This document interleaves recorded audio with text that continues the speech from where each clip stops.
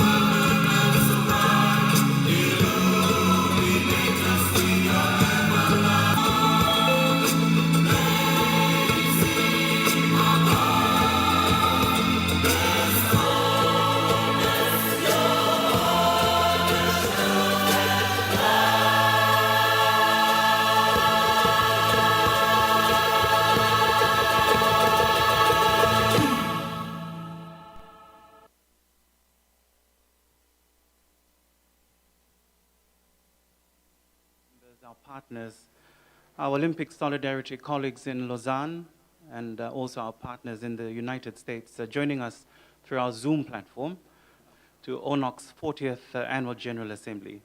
Our assembly is coordinated live from the Japan Pacific ITC Center at the University of the South Pacific's main campus here in Lausanne Bay in Suva, the USP being one of our major partners. We also make special mention of our delegates who are using the USB centers around in designated campuses in the region. I said earlier during our preliminary workshops that for 39 years we've had the benefit of having every General Assembly in person. Corona COVID-19 pandemic has determined our first virtual annual General Assembly. And we hope to keep connected and engaged over the next 3 hours as we deliver this, our first virtual assembly. From the many messages from our ONOC President, Dr. Robin Mitchell, and our ONOC Secretary General, Mr. Ricardo Blas, since the beginning of this year, since the restrictions of the pandemic, one thought we emphasize from ONOC House is that our area of work, sport, 19. So we encourage you to take this context and keep it at heart as we engage with each other in our deliberations and our discussions today. You would have seen there that we opened our proceedings this morning with Rako Pacifica's version of the Olympic anthem produced for the 2015 ONOC General Assembly, attended by IOC President Thomas Bach, held here in Suva, Fiji. Images from the 2019 Pacific Games hosted in Apia, Samoa, and courtesy of the organizing committee and our friends and partners at the Pacific Games Council. As is our Oceania tradition or practice, we open our proceedings of this 40th Assembly with a prayer. So I'll invite us now to bow our heads in prayer. Our Heavenly Father, in the name of your Son Jesus, we come to you this morning with thankful and with grateful hearts, connected with each other not physically but virtually today from our different island nations and we are all living in. For our ONOC executive and staff, the deliberations, the discussions, and the outcomes of each day. Finally, Lord, we are grateful for sport, the gift of sport, the power of sport, and the blessings of our season to be working with and working in sport for such a time as this. We commend our meeting, this assembly, to you, and we invite you through your Holy Spirit to disagree to agree. And may the outcomes of today's assembly spur us on in the work we do with sport and through sport, for our athletes, for our federations, for our people, for our nations. As your servant David did, may we continue to find strength in you in whatever role we play, especially in these uncertain times. And may the prayer of Jabez be our portion today, that you would extend our boundaries, extend our borders and territories, that our region of Oceania would shine in the global arena because of our faith, because of our love, and because of our hope in you. We ask all this in your mighty, precious, and most holy name we pray. Amen. Delegates, ladies and gentlemen, as you can see in the agenda, we will now pay tribute to two long-serving staff of the ONOC family. Dennis Miller, 1958 to 2019.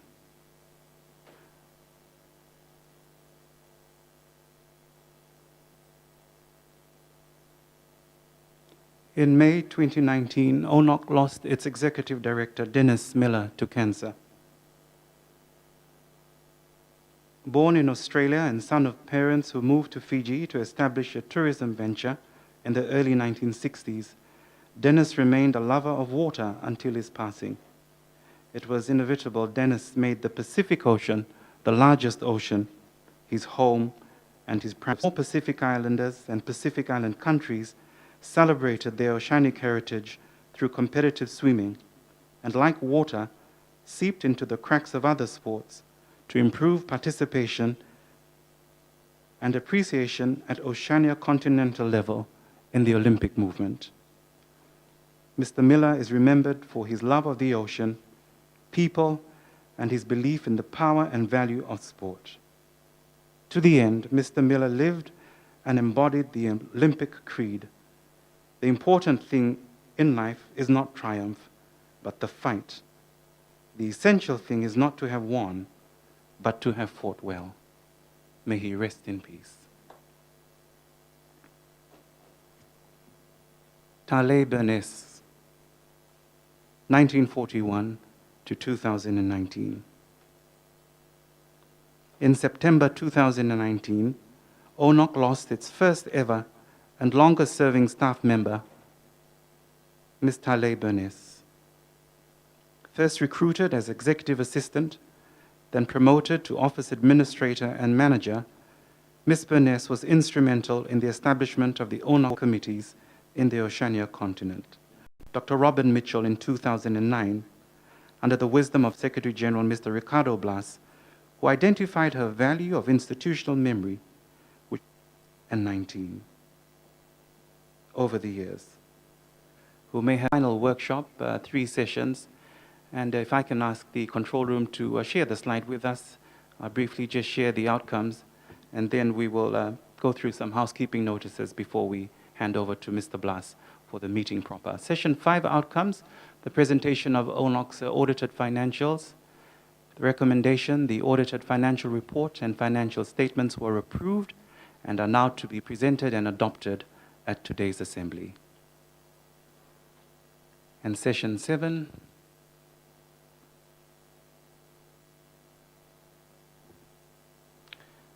the recommendation that the ONOC plan for the new quadrennial 2021 to 2024 it was approved and now to be presented and adopted at today's General Assembly.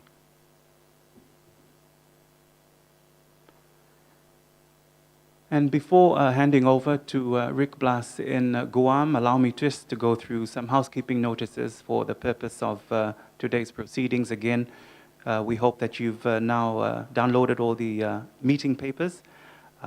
They were updated as of yesterday, and these will be followed during the proceedings today. Again, mobile phones, we ask if you can switch them to silent. Your video camera, we ask that you have them on if you're able to, so we can see who we are interacting with.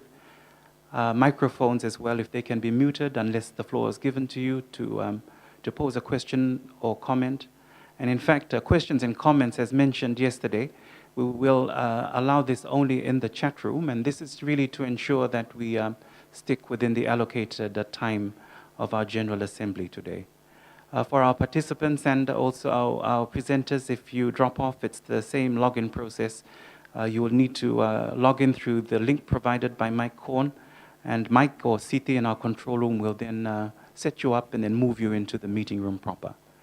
And again, for records purposes and also for the communique at the end of the assembly, we are recording the proceedings of today's meeting. Thank you, ladies and gentlemen. With that housekeeping notice, it gives me now great pleasure to cross over to our Secretary General, Rick Blas, who joins us live from his office in Guam. Thank you, Rick. Thank you. Thank you, Noki, and we set to compete sometime today in New Zealand. And Mr. John Coates, who will be delayed in his presentation as he has a prior engagement, and which you have already been advised at this time scheduled to follow up with this presentation. With that said, I turn it back to Noke and turn it to Trust.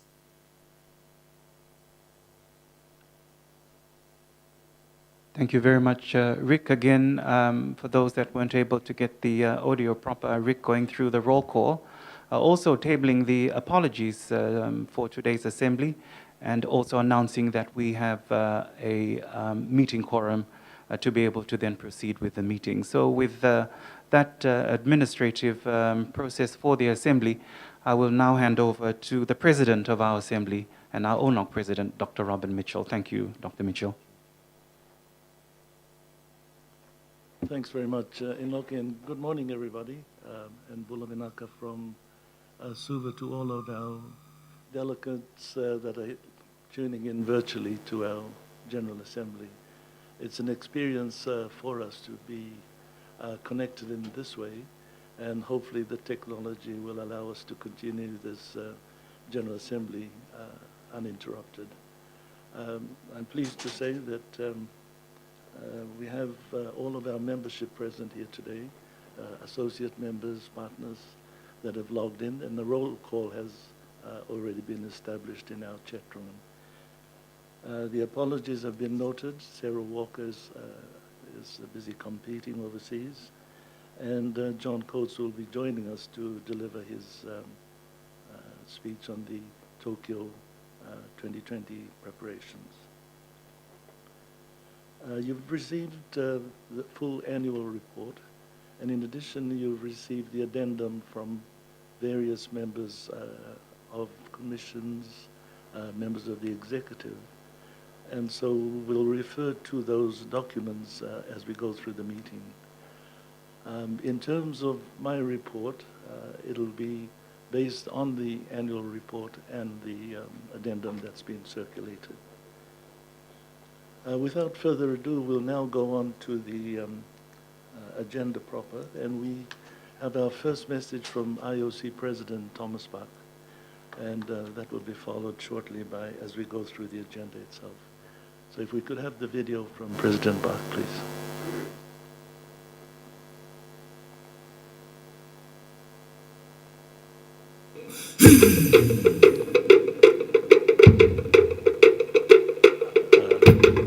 I think we've done this one. Thank you. Dear ONOC President, my dear IOC colleague and great friend Robin Mitchell, dear Oceanian Olympic friends, what a year it has been. With the global coronavirus crisis, our world has changed dramatically. Nothing is as it was before.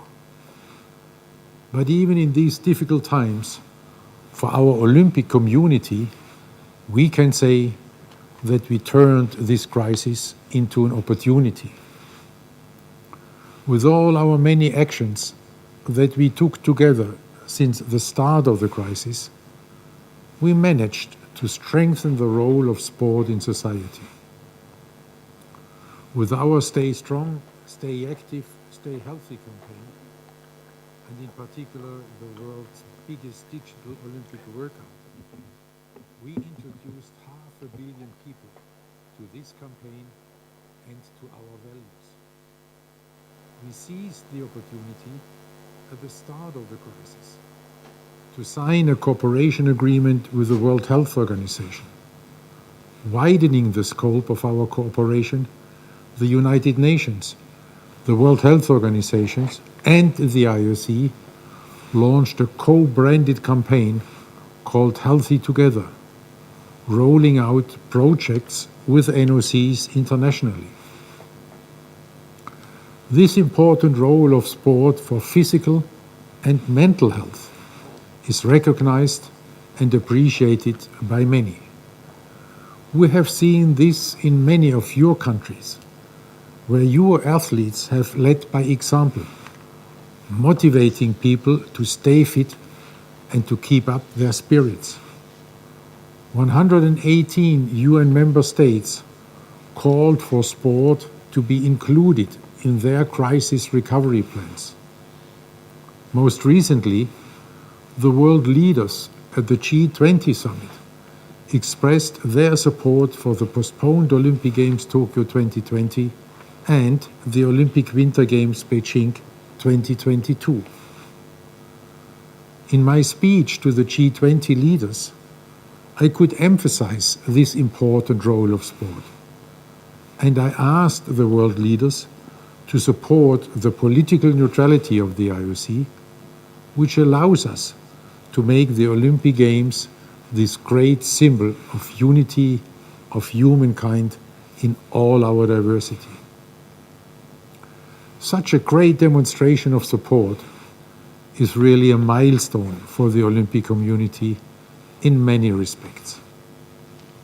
It gives all of us confidence as we look ahead to make the postponed Olympic Games Tokyo 2020 a celebration of solidarity and resilience of humankind. The support for the Olympic Games was tangible throughout my recent visit to Tokyo. Having seen and experienced firsthand the determination of our Japanese partners and friends, I'm more confident than ever that we will celebrate safe and secure Olympic Games next year. Our top priority remains the health and safety of all participants. You can rest assured that we are working at full speed to develop a toolbox of COVID countermeasures for every possible scenario. We are very encouraged by the developments in rapid testing and vaccines, and will add these to the countermeasure toolbox. In this way, we are prepared for safe Olympic Games. This is why I ask you to encourage your athletes to prepare for Tokyo, even if the conditions are difficult at the moment. The facilities in Tokyo are fantastic. At the Olympic Stadium and the Olympic Village, you can almost feel the Olympic spirit already now. I'm sure that the chair of the IOC Coordination Commission, our friend John Coates, will give you more details later on. When the athletes of all the 206 national Olympic committees and the IOC refugee Olympic team finally come together in Tokyo, it will send a strong message of solidarity and unity of humankind in all our diversity. In this way, these postponed Olympic Games will be the light at the end of the dark tunnel that we all find ourselves in right now. We have all learned one important lesson from this crisis. We need more solidarity within societies and more solidarity among societies. This is also true for the Olympic community. One way that we walk the talk is the Olympic Solidarity Program. In this respect, the IOC Executive Board recently agreed to increase the Olympic Solidarity budget for 2021 to 2024 by 16%. We also increased the direct support for athletes by even 25%, which is higher than the overall budget increase. Additionally, we increased the support for you, the NOCs, by 25%. For you and your athletes, this means, above all else, more certainty for the coming 4 years. In particular, as you prepare already now for the Olympic Games Paris 2024. Here I would like to congratulate your president and our friend Robin Mitchell, who in his capacity as chair of the Olympic Solidarity Commission played a crucial role to make this remarkable outcome possible. This is a very strong demonstration of our solidarity in action. The close partnership that the IOC enjoys with ONOC is another reflection of what we have seen during the past weeks and months of this pandemic. Whether in sport or in the many challenges in life, we are always stronger together. You recently demonstrated this in Oceania with the successful organization of the Cook Island Games 2020. These games were a perfect example of how sport can be organized safely, even under the ongoing health restrictions. This was a very important signal for all of us in the Olympic movement, giving us confidence in our preparations for future events, including, of course, the postponed Olympic Games Tokyo 2020. Today, ONOC and the IOC enjoy a strong partnership in many areas. We are cooperating to promote the Olympic values, to ensure safe sport, and to put sport at the service of society. Based on this solid foundation, we can make an even greater contribution to the recovery from the crisis and to building a more human-centered and inclusive post-coronavirus world. We are happy to have such reliable partners like ONOC on our side, as we face not only the many challenges of this crisis, but also the opportunities it presents. So let us seize these opportunities as we are used to in sport, giving it our best and embracing change. In this Olympic spirit, I wish you fruitful discussion and a successful General Assembly. See you in Tokyo.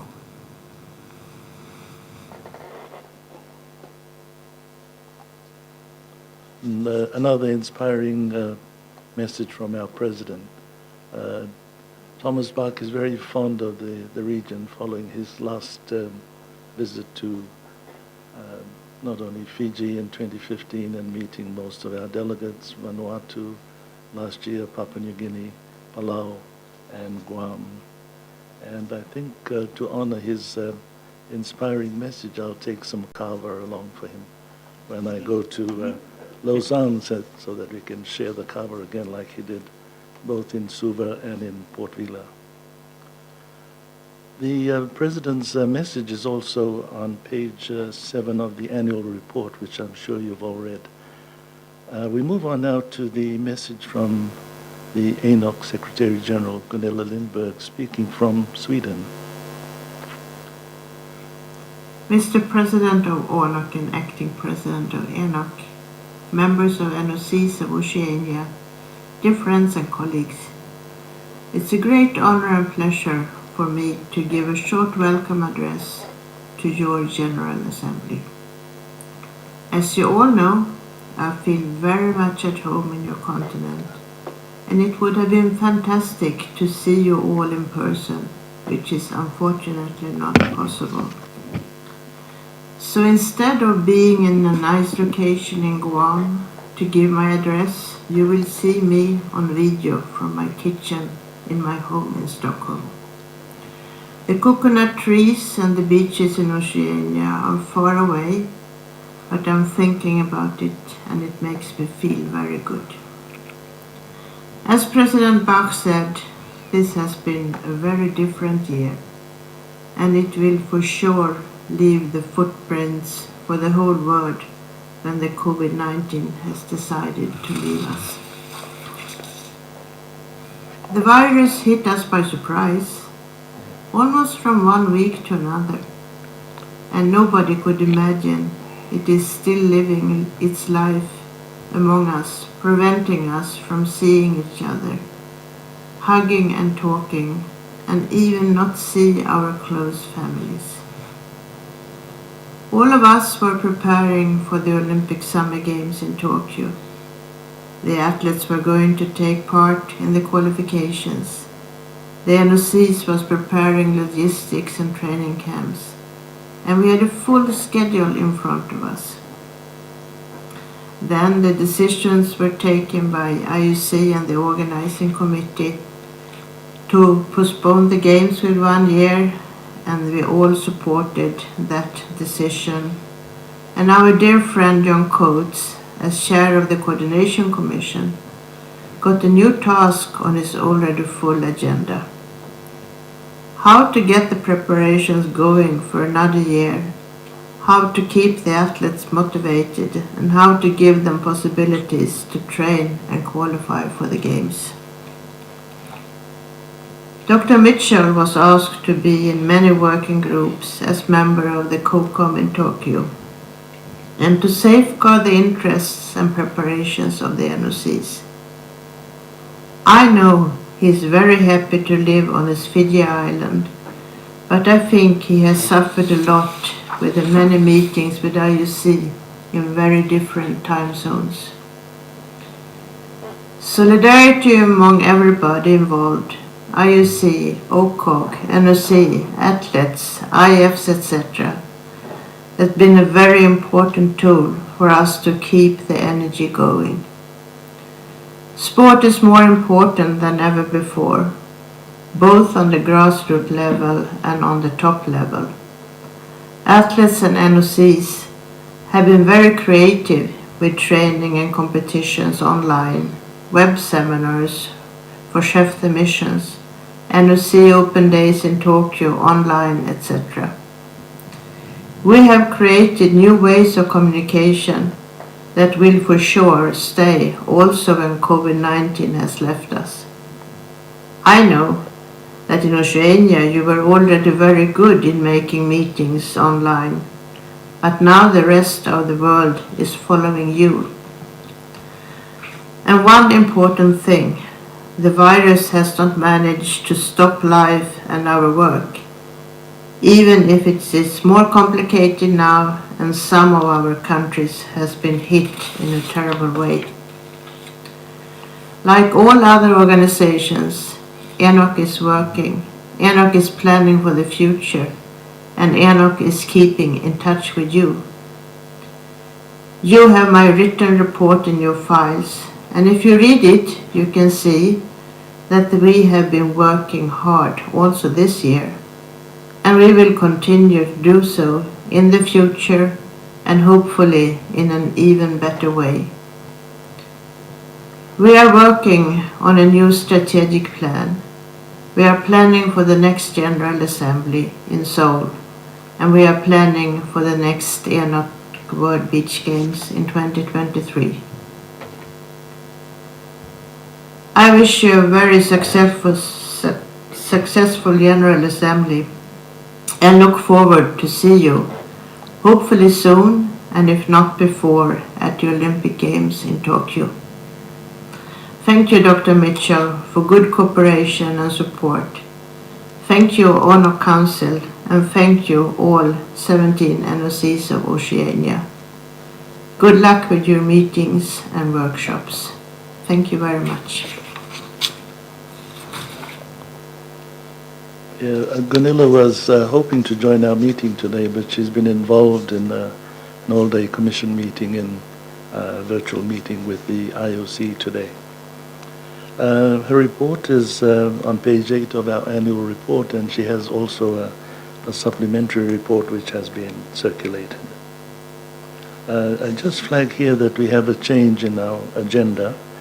We're bringing up the report from our colleague, the President of the United States Olympic and Paralympic Committee, Ms. Suzanne Lyons, will be speaking after the Solidarity Commission report.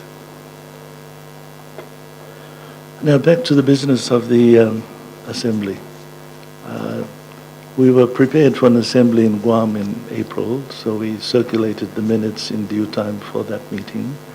The financials were prepared and audited, but wasn't approved until October. And so when COVID struck, we were, most of us were not sure what was going to happen because of all the restrictions that were imposed. And added to that, we had to move into our new building at the end of March. And except for 2 lockdowns, one in the West and one in Suva proper, the office has been open right throughout. And we've been working for most of the time in an office, which was a construction zone in terms of what was being done, but I'll cover that later. The minutes of the AGM has been circulated. We haven't received any amendments or corrections to the minutes. If there are no comments or addition from the floor, virtually, I'll call for someone to move that this is a true record of our last meeting. I move that the minutes were the true records of the last meeting. Margarita from Fiji. Thank you, Fiji. Do we have a seconder? You can unmute your mic and speak. Yeah, I'll second it from Vanuatu. Cyril. Merci, Cyril. All minutes are approved, I take it. With that, no comments being received from you. Any matters arising? Merely had gone through, and basically it was, as our General Assemblies is usually just reporting with matters dealt with as is. Is there anything from the floor and from the chat room?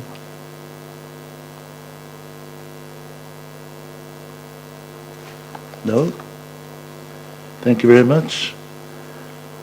Now I'm very pleased to welcome our colleagues from Lausanne, the Director of Olympic Solidarity, James McLeod, I feel some withdrawal symptoms if I don't talk to him at least 5 times a week. We also have Nicole, who's the real boss of Oceania, accompanied by Nils and Tosh.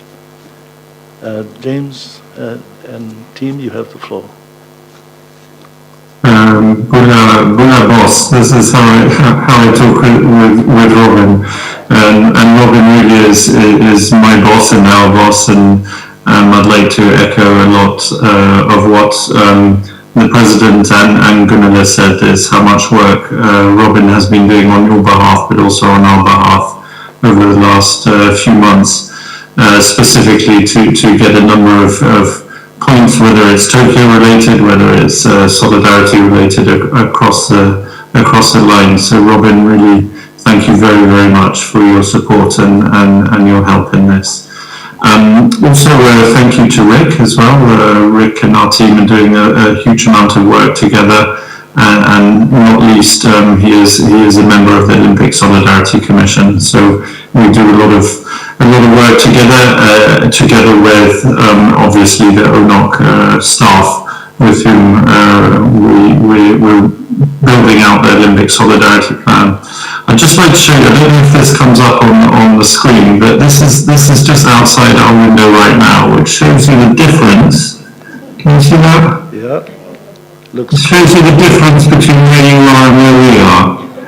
So I know that on behalf of the team here, and probably also my colleagues in the US, we'd like to be with you all together, and it has been a strange year, and hopefully we'll be able to do that next year. And I've tried to at least bring a bit of the coconut spirit with me tonight. This morning for you guys, we just wanted to take you through quite briefly some of the main points. I'm just going to cover on 2 main points for you. One which is the Olympic Solidarity 21-24 plan, which you had a workshop on yesterday, so you were able to go into quite a lot of detail on that. One of the beauties of being able to do virtual meetings is that all the Olympic Solidarity heads of section were able to contribute to that, so you were able to get the information from the horse's mouth, which if we were going to increase our carbon footprint, we would have not been able to send them all over to Oceania. So you got that privilege yesterday. And then secondly, I'll just touch on a couple of points relating to Tokyo, recognizing that the big boss of Tokyo, John Coates, will be joining us later, and I'll be able to also answer some questions if you have any on Tokyo afterwards. So I don't know if you could put the slides up. I think they're coming from ONOC Central. Are they going up? Yep. I'm sorry, I'm not going to kill you with the PowerPoint presentation, I promise. There's only a few slides that I just wanted to show you, because I know that you had some time yesterday in the workshop to look at this. First of all, talking about Olympic Solidarity, I mean, we have just passed quite a big milestone, because we've been able to approve the 21-24 plan. But obviously we are building that off a very successful last plan, and you can see on the screen there some of the highly impressive figures that are linked to that plan. We really, through the programs, through the 206 NOCs, have been able to do so much in the last 4 years, whether it be athlete support, whether it be coaching support, mental scholarships, sports administrators programs. And again, here I'd like to thank everyone for their collaboration on this. We can only do this with you, and it really is to the benefit of all of your constituents at a national level. There are also, you can see there, $37 million was put directly at the disposal of NOCs for the costs related to Tokyo 2020 postponement.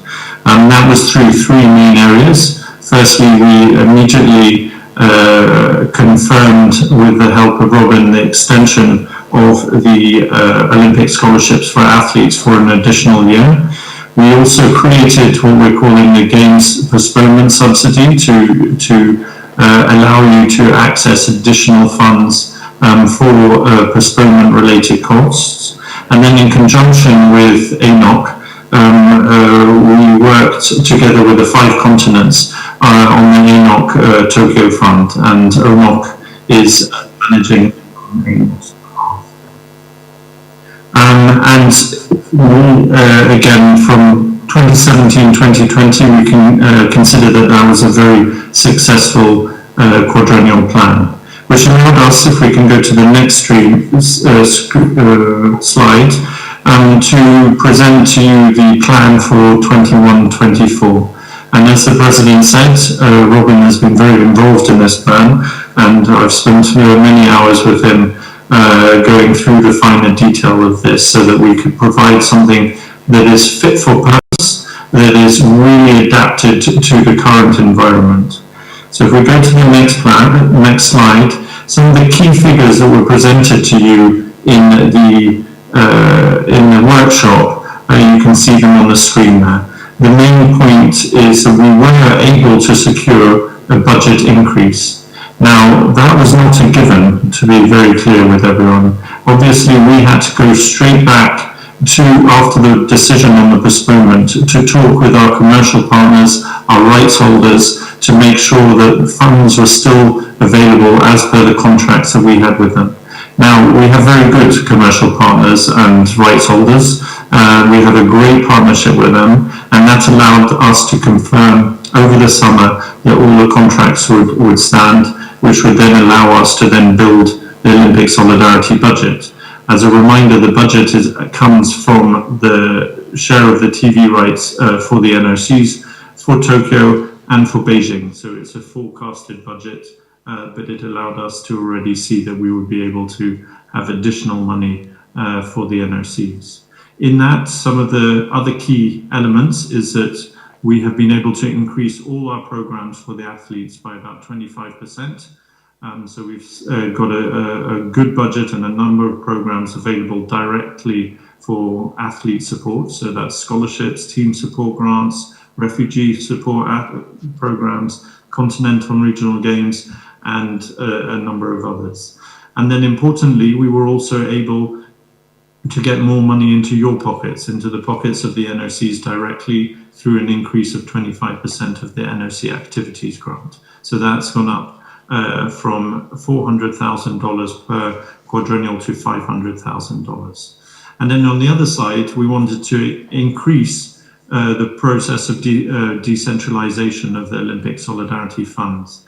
The IOC president mentioned before how good a partner ONOC is, and I can only agree with him, of course, not because he's the boss, but because I truly believe that, and Nicole does too, and the whole team. We work very well with ONOC, and the programs that are developed on a continental level really bear their fruit. And so there's additional funding going there. If we go to the next slide, please. We did set 7 priorities for this next 4-year plan, and you can see them all on the screen. I'm not going to go through all of them because I know they were discussed during the workshop.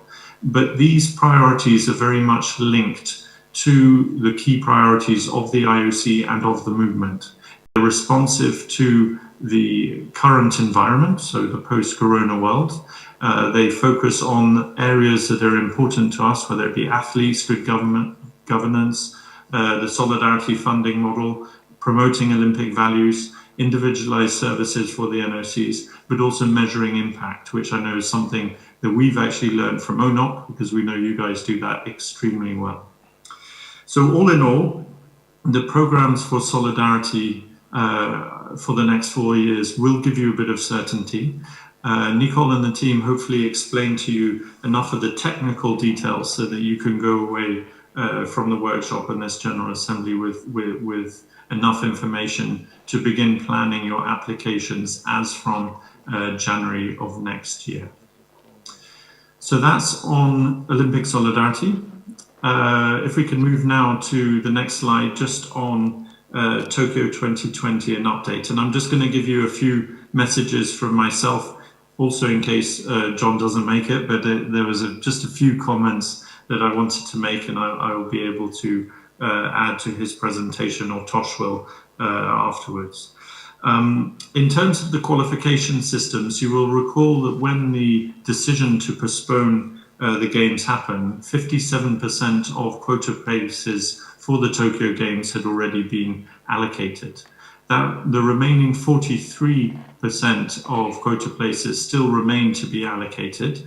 And one of the principles that we have been very keen on when working with the international federations to redesign the qualification systems was to make sure that as much as possible, those qualification places will take place on the field of play. Now, clearly, that is a tough ask in the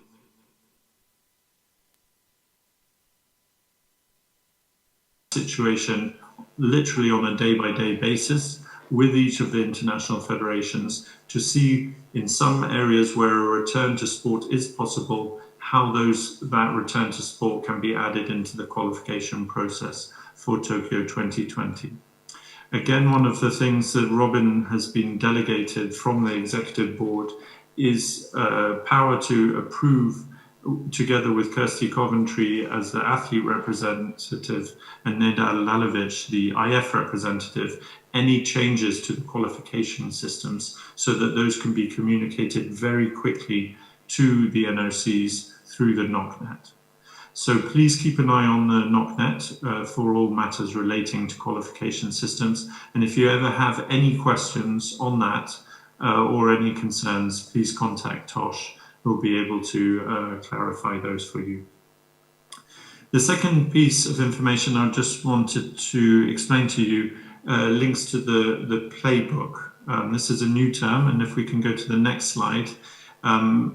We are working together with Tokyo 2020 on creating a number of playbooks that will be published as from January of next year, that are a joint IOC Tokyo 2020 playbook.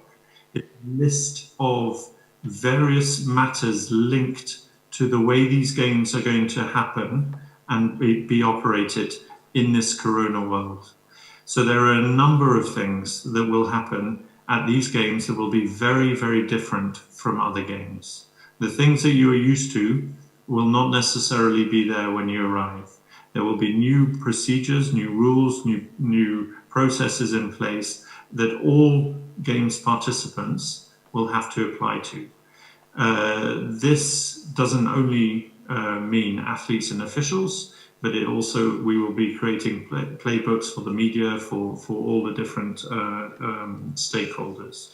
We will be looking at those very similar to chef de mission manuals. They'll look like a journey for the NOC and athletes, so that you'll be able to see very clearly what happens before your athletes leave for Tokyo, what happens when they get there, what happens on the transport, what happens in the village and in the venues. The first of those playbooks is likely to appear at the end of January 2021, and they will evolve over those 6 months until we get to games time, so that you have the latest information that you can share with your constituents. And if we go to the last point, which is the countermeasures. Yes, if we can change the slide, that would be, thank you. The countermeasures is what we are working on a daily basis. We are looking at all the different scenarios relating to the things we need to think about to make these games as safe as possible. And you can see there elements that will also be described in the playbooks relating to travel, how to get into Japan, the physical distancing rules within Japan, how we're going to keep things cleaner than normal. The president referred to in his speech the point about testing and tracking and how we're going to do that. Vaccines will be a part of this. They're not going to be obligatory, but they're one of the tools within the toolbox. And then we're going to provide you a lot of information. As a sneak preview as well, we will be discussing in the IOC Executive Board on Monday one of the measures here relating to the period of stay of athletes and officials within the Olympic Village in Tokyo. We need to minimize the number of athletes that are in the village for unnecessary time or reason. We need, as I said before, that these games are looked at in a way that is not like in the past games. So we will be asking athletes to leave the village as soon as they've completed competition and arrive a few days before. I've discussed this already with Robin, and we'll have to be working very closely with you and link in with your pre-games training process to really see how this will apply to the Oceania family. But you'll be receiving a lot more information on this on Monday, so I won't go into too much detail on this because also I think John might touch on it later on. With that, those are the two main topics. I'd just like to say thank you again to everyone. It's always great working with you. And obviously we're at your disposal right now for any questions that you may have. Thank you, Robin.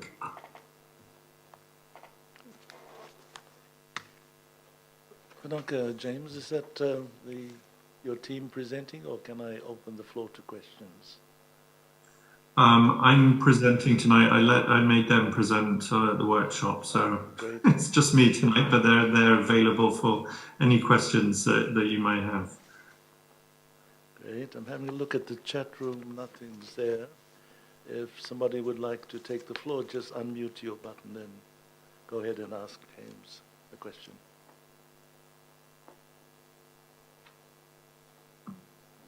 Hi, Robin. James Tompkins here.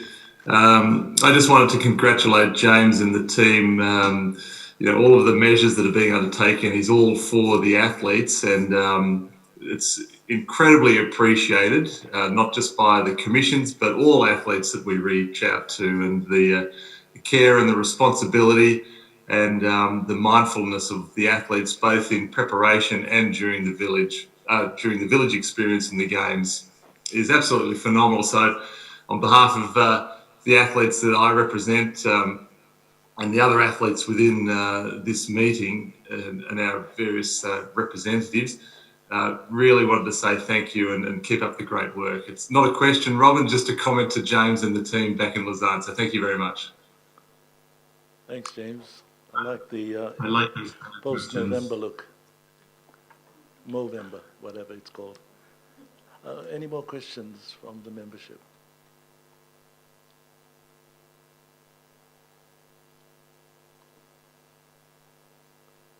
No, it looks okay, James. Thanks very much for the extensive coverage, and we've still got an opportunity at the end of the day for more questions if our members have the urge to take up the floor.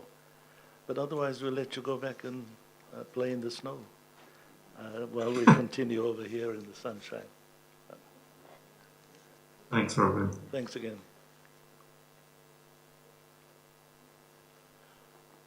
Well, can we move on now to the agenda change that I had mentioned? And we'll be asking Suzanne Lyon, the President of the United States Olympic and Paralympic Committee, to present a follow-up to the workshop that you had on day 2. ONOC and ONOC have had quite a long history of association with the United States Olympic Committee, as it was known then, in the lead up to Los Angeles. And we're grateful to the USOC for their contributions post-LA to the building of the Suva Apartments extension for the Fiji headquarters. Bula, Suzanne, welcome to the Oceania region, and the floor is yours. All right. Well, thank you so much, Robin. It's hard to believe that it's been literally almost exactly a year since many of my colleagues here were with me in Lausanne, and we were dining on Italian food. And I certainly didn't think that it would be a full year before I would see any of you. And Rick had asked me to, invited me to come to Guam, and I was very much hoping that I would have a chance to do it this year. So I guess we'll have to do it a year coming up from now. Anyway, I would like to very much extend my greetings to you, Robin, and to Rick, and to members of the ONOC Executive Committee, to the presidents of the NOCs, the secretaries general, members of the ONOC staff and community, and honored guests. It truly is a privilege for me to have been invited to address you virtually, though it may be, on the occasion of the 2020 ONOC General Assembly. The ONOC General Assemblies, as I understand it, are renowned around the world for being very unique. And your physical isolation as a region has really been your strength, I think, in maintaining your Pacific Island culture and a very cohesive, close-knit community. And I can tell you from personal experience, your smiles and your friendship and your benefits that can be gained from maintaining. We're honored to be welcomed as part of your Oceania family. And I'm very glad you all had an opportunity in the workshops this week to share some of the learnings and other information that we hope to bring to the table. Extraordinary leader to ONOC. He's also considered among the highest regarded thought leaders in the Olympic movement, chairing ANOC and the Olympic Solidarity Commission, serving on the IOC Executive Board, and as vice chair of the IOC Medical and Scientific Commission, as well as on various other IOC's commissions as well. He's a very busy man, and all of this while carrying on his life's passion to serve ONOC and to see Oceania's NOCs and athletes thrive. So from the USOPs, we just would like to thank you, Dr. Mitchell, for your commitment to the Olympic movement and for your wisdom that you have shared with me personally many times. Your leadership extends beyond the borders of Oceania, and you are a shining example to the world of a country and of a region that produces the highest caliber of leaders. And I know that everyone in Oceania is very proud of you. So I'd like to talk a little bit, just some reflections on this year that we have just lived through. And as we near the end of 2020, there's no question that this will be a year that we talk about well into the future for the impact on all of our communities and the way we live, and for the unprecedented impact on our Olympic and Paralympic universe. But for all of these challenges, I am humbled and thankful to say that the Olympic and Paralympic movement and the athletes of the world have shown tremendous resiliency during this time of great uncertainty. The athletes have had to totally course correct and adapt to another year of planning and training. The Tokyo Organizing Committee and the people of Japan, who put so much effort and pride into welcoming the world after 7 long years of work, have now had to conceive a new games plan for a year later. And there's nothing easy about this delay. But the resolve that the Olympic and the Paralympic movement have demonstrated is truly admirable.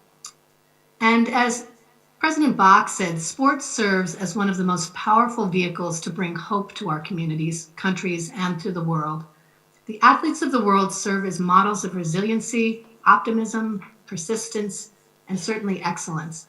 Sport introduces and develops all of these wonderful characteristics. And in those characteristics lie the great power and the value of sport, things that all of us know well and believe in very strongly. And today, as much as ever in history, the Olympic and Paralympic movement stands to share these values.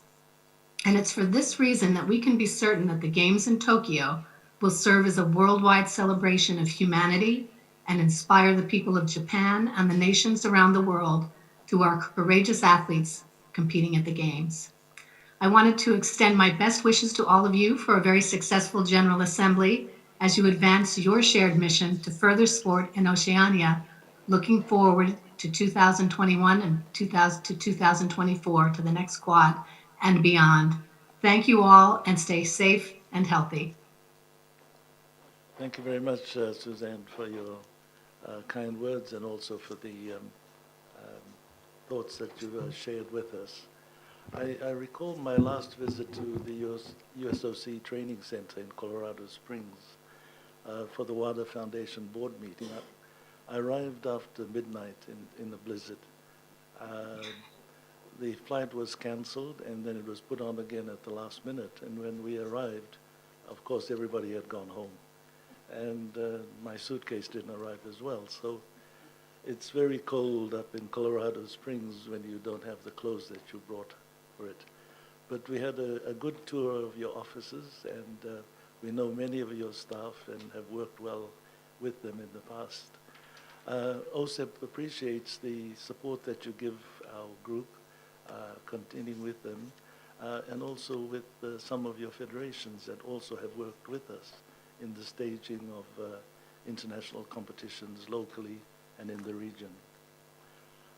We note that you're now moving to one of our friends in ONOC, doing the same work that you do in Pan Am, and your support for our work here in Oceania. So thanks to you and your team, not only for the work with the NOCs, but also as chair of the ONOC's Marketing Commission. And I think you keep Sir John in line most of the time, and I think vice versa. He tries to keep pushing El Barro, which is great. But thanks very much for coming online with us, and stay safe, stay warm, and all the best to the people at USOPC. Manaka. Thank you. Glad to be here. Thanks, Suzanne. Can you stay online for a bit, Suzanne? Because Inoke wants to organize a group photo. Back to you, Inoke. Thanks. Thank you very much, Dr. Mitchell. Delegates, ladies and gentlemen, we are going to attempt to take a virtual group photo. So we will coordinate this. I've been told that the system can take 3 frames of photos, so the control room will help us do this. But if you can keep your eyes on your monitors, and maybe move closer if you're able to sit up straight, if you don't mind. Again, this would be for the records of the meeting as well as for our communications activations after the assembly. What's the first slide? Okay. I've been also asked, the control rooms asked me to ask those that have their video switched off, if you can switch them on now, just for the photo if you don't mind, and then you can switch them off if you'd like to just connect to the meeting without video.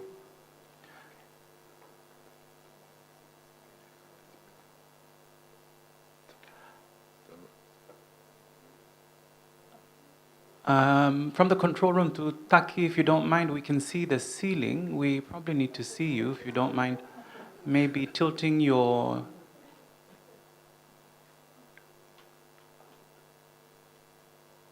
I'm not sure if Takito can hear me there.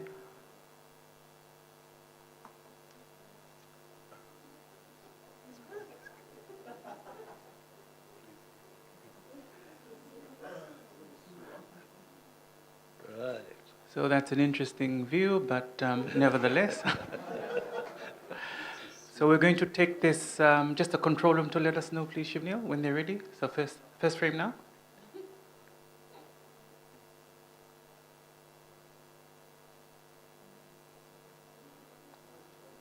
That's the first frame? Okay. So just stand by, everyone. We're getting the control room to cue us once they're ready. But looking straight down the camera with big smiles.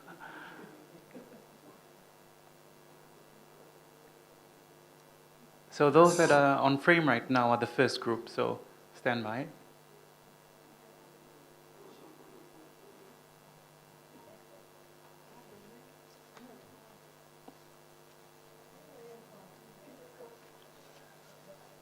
They have it? Done with this one? Okay. Oops.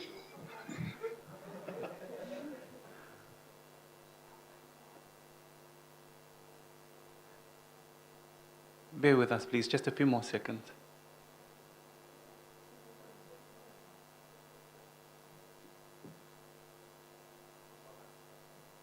Completed? Everyone's done. Oh, I've been told they've taken everyone's, they've done the 3 frames. So thank you very much for the big smiles, and I'll hand over to Dr. Mitchell to continue with the proceedings of the meetings. Thank you, Dr. Mitchell. Thanks very much, Inoke. Bulavinaka John, and welcome to the ONOC General Assembly. We move on now to the ONOC President's Report. And as I prefaced in the opening, you have my printed report in the annual report, page 9 to 12. You have a supplementary report as well. which I'll speak to very briefly. So if I could have a slides, please, Control. And the next slide.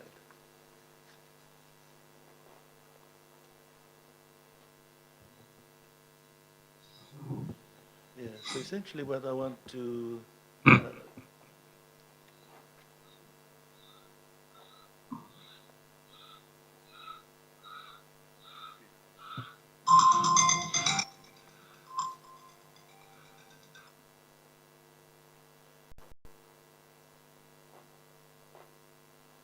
just covering very briefly the Olympic Solidarity Commission and also the program 2017 to 2020 and the rest of the items on the screen there. Could I have the next slide, please?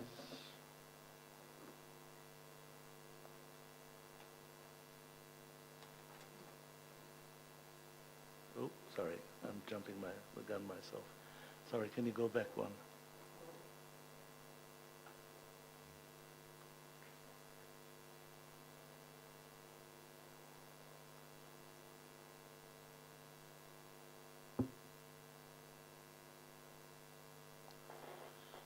Okay, sorry, I've sorted myself out. The 2017 to 2020 national activities, what I just wanted to briefly mention that Rick had brought up yesterday, in terms of the work that you had to do for the 2017, for the particular 3-year period, we were asking you to update all of your reports. This was as a result of a request from Solidarity that we upload all of our continental files onto the new OSOP platform, which is now called Relay. And that's why the back and forth to you to find out about administration forms, financial reporting, and the importance of completing the forms, signing them, both the president and whoever the second signatory is, and your official stamp going on it. So that's caused a little bit of discomfort, probably the easier way to put it. So what we had to do was to assign a person from the office to help you in the recovery of the information that we needed. This will then, going forward to 2021, like in the old days when Vidya and I started on this, you apply for a course, you get 75% of the funds, and once you've reported, then you get the balance of the program. So the applications for continental programs, mainly the national activities programs, will be very similar to what you're doing for the world programs. Also, we got you to work as well on your world programs for 2017 to 2019 in terms of producing all the reports as at the end of June, and again for the 2020 reports as at the end of November. Funds that were returned were used to prepare the Tokyo 2020 special funds that some of the bigger NOCs around the world have managed to help offset some of the costs incurred with the postponement of the Games. Next slide, thanks. What I'd like to go through is just to run through briefly and very quickly some of the highlights from the 2021 program, and to show that at the end of this year we'll have a substantial amount of money still left over. The national activities budget up to 2019, as at the 20th of, as at the end of October, was almost $250,000, and for the total, 1.2 million, including 2020. Next slide, thanks. Olympo Oceania project, we had set aside $350,000 in 2019 and 2020 towards the purchase of the building that we are now currently occupying. Since the end of October, that amount has been paid off and sent to the Guam office. Essentially, we borrowed funds against the money that we had in Guam to help pay for the very valuable property that we've now acquired. Next slide, thanks. OSIP, you've had a whole day on it on day one of the workshops.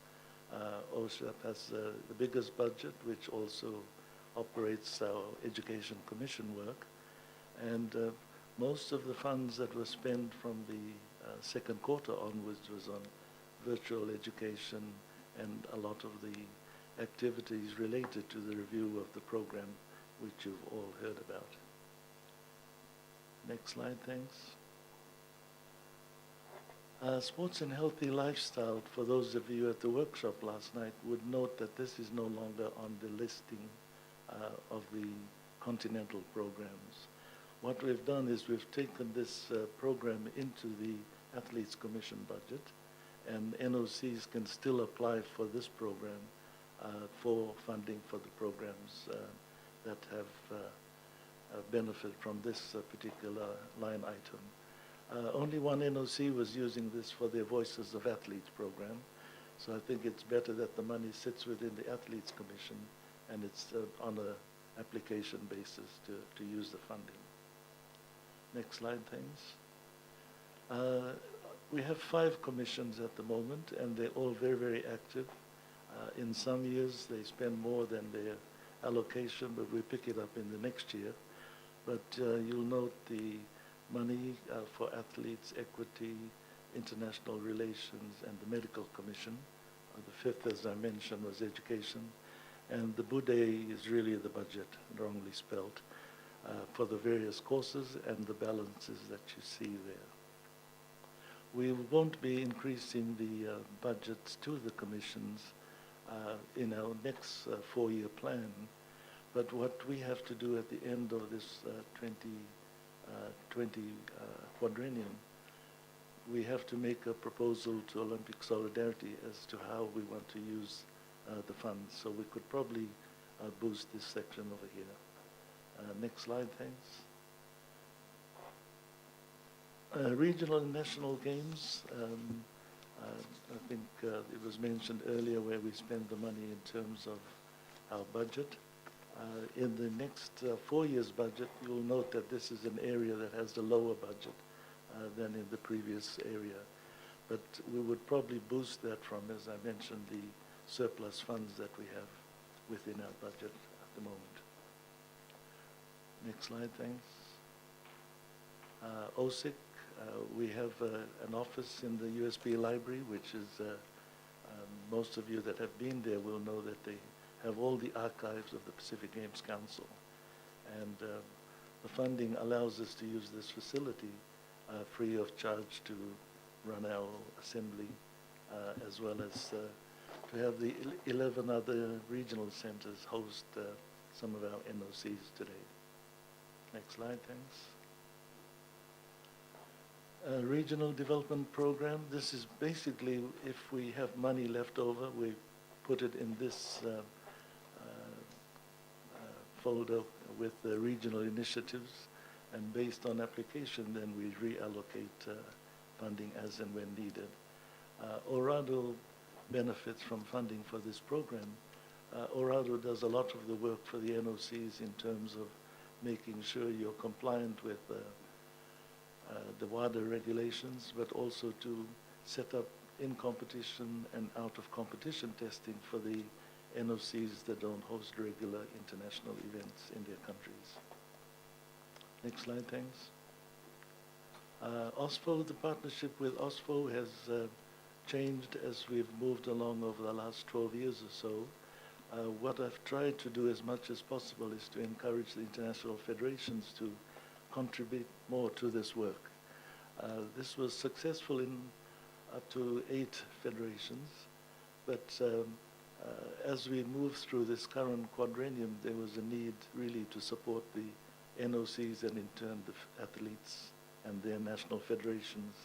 So we reduced the direct contribution to the regional training center, but converted it to scholarships for athletes. And this program is being reviewed after, again, we look at the leftover funds from this quadrennium. Next slide, thanks.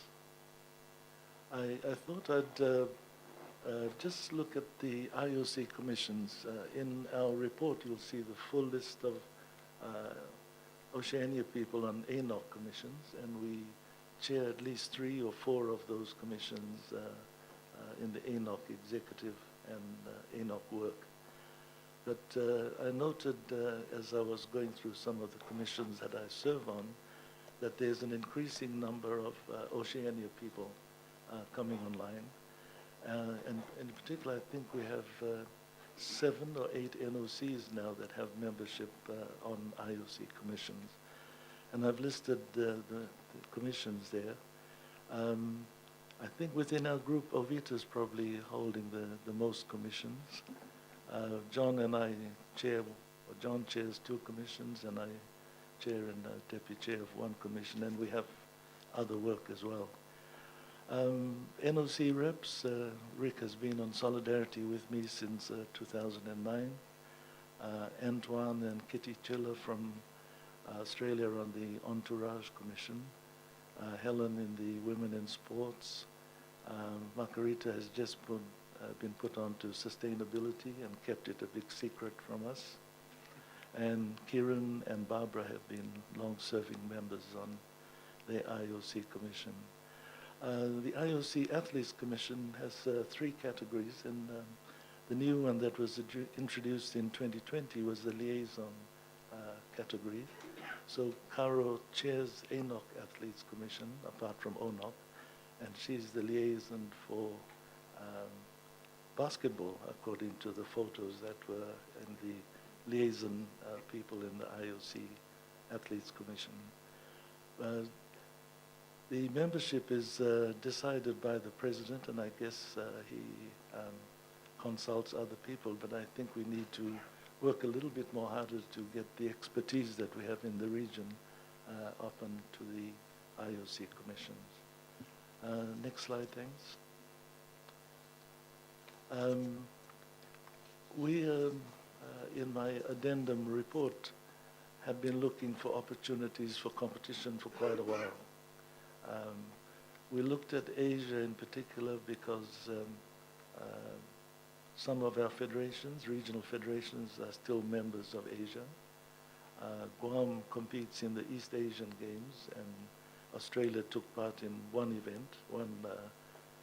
event in the East Asian Games, won too many medals, and weren't invited again. But since then, we've been continued to discuss with the Sheikh, and the opportunity arose in 2014, 2015, when Turkmenistan was hosting the indoor games. The president of the Olympic Committee is also president of the country, a fairly rich country which built very impressive facilities for the games. And they paid for all of our participation in the games, all of the athletes and the hosting. So having got our foot into it, then the Sheikh pushed to allow us into the Asian Games. So what you got up on the screen essentially is the games that we've been confirmed and invited to, and this is the Asian Games, Indoor and Martial Arts Games, which is on next year. We are taking part in 60 of the 28 sports with 1 male and female athlete in the 16 sports listed. So I can see some familiar names there, but we never know. We may have some other kickboxers or sambo competitors within the region. But that's on in May next year. The other games that we're involved in, and that's the Asian Beach Games, but I don't have the details available. Next slide, please. We've also been invited to the Asian Games to compete, and the opportunity this time to actually win medals. We have a total of a quota of 300 athletes to participate in the 5 sports listed. This proposal just came up 2 weeks ago. So once we've got time, we can go back and negotiate with them. Initially, karate was on the list, in the list that we received in March this year. But now it's wushu, Taolu discipline. So just flagging that those sports are there, but if there's any particular interest from our membership, please let us know so that we can put it up to the organizing. So this goes through OCA, and they discuss with the host country to agree on what sports that we can take part in. Next slide, thanks, if there's any more. Before we continue with that one, just briefly touch on the ONOC support. This is ONOC, as you know, has provided some funding to supplement and help the NOCs with a contribution of 11.5 million. Most of the continents except Asia have decided that each NOC receives 25,000. We've asked you to tell us how you're going to spend those funds, and based on that, we've now almost completed the first lot of 25,000 allocations. Australia and New Zealand sent forward a proposal that the balance of the funding, which is done in Europe and Pan Am as well, one of the options was to base it on the number of athletes that, the average of the athletes that participated in London and in Rio, and allocate the funds accordingly. That was for us a very useful template because when we looked at the proposed numbers for Tokyo, the averages that we came up with were not too different. We won't be following the full recommendations that was provided because for many of the smaller NOCs, their applications were much less than 25,000. And so there's money still available to reallocate for those that don't need a shot at the second round. But we hope to start sending the second lot of funds from the Monday the 7th of December, with the first one who probably needs it for the work and in terms of training and qualifications going to Vanuatu. And then the other ones that have advanced preparations include Australia and New Zealand, and that will be attended to from then on. I thought I'd just like to finish off with the our headquarters and just show you a little bit about it. So if you don't mind putting on the next slide while I talk over it with the volume down, if you don't mind.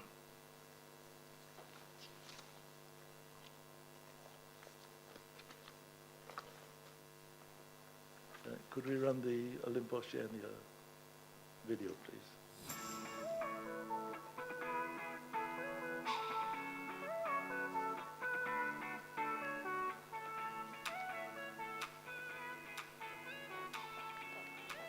We were very fortunate to see this building in about April or May last year. I think I was in Europe when Dennis sent me a photo of the building, which I recognized because when I was at school in Suva last century sometime, I lived behind this particular building. And as you can see, it's well located, and it's right across the park, Albert Park, which most of you know. It's next door to the British High Com, so security is pretty good. And we hop and a step and a jump from government buildings. And for the staff particularly, they go out at least twice a day to run around the park. I think they still do.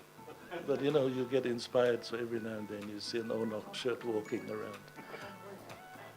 But we're going through a building that was an older building. It hosted 35 people in the area that you're looking at for an engineering firm. And it was we had our engineers look at it, and it was a pretty solid structure.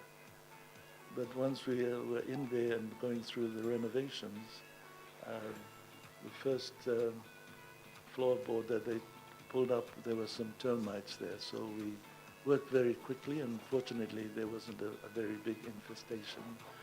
But as we walked through, we realized that it was going to be a more extensive renovation that we anticipated. And then COVID struck, which meant that a lot of people weren't working. So we had the opportunity to get quite good prices to employ people to come in and help in the renovation. and we paid just over 1.2 million US dollars for a very valuable property, freehold. It's right in the city of government and sport, etc. And since I think 3 weeks ago, the hammers have stopped banging at ONOC. We now have upgraded the place so it's cyclone proof. The engineers have given the certificate. But we have one more phase to go, and that's a building in front of the building on the park side, which will serve as a reception area. And what we hope is to have the carvings from our membership to be the decoration in the place. Fasanok has given us a fir tree, which I'm sure will be bigger than the palm trees that you saw around Albert Park. But it's serving us quite well, and all of the Oceania people that transit through Suva once the borders open. So that's a brief overview in addition to the printed reports.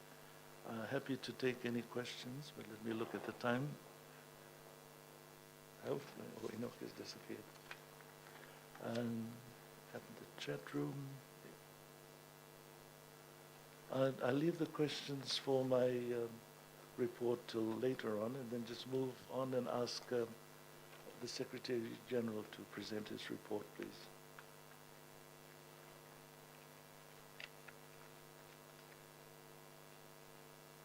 Sorry to surprise you, Rick. Sorry to surprise you.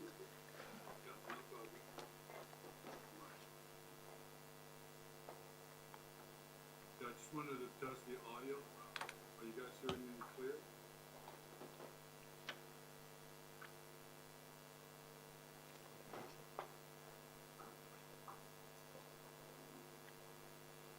Can you hear me clearly?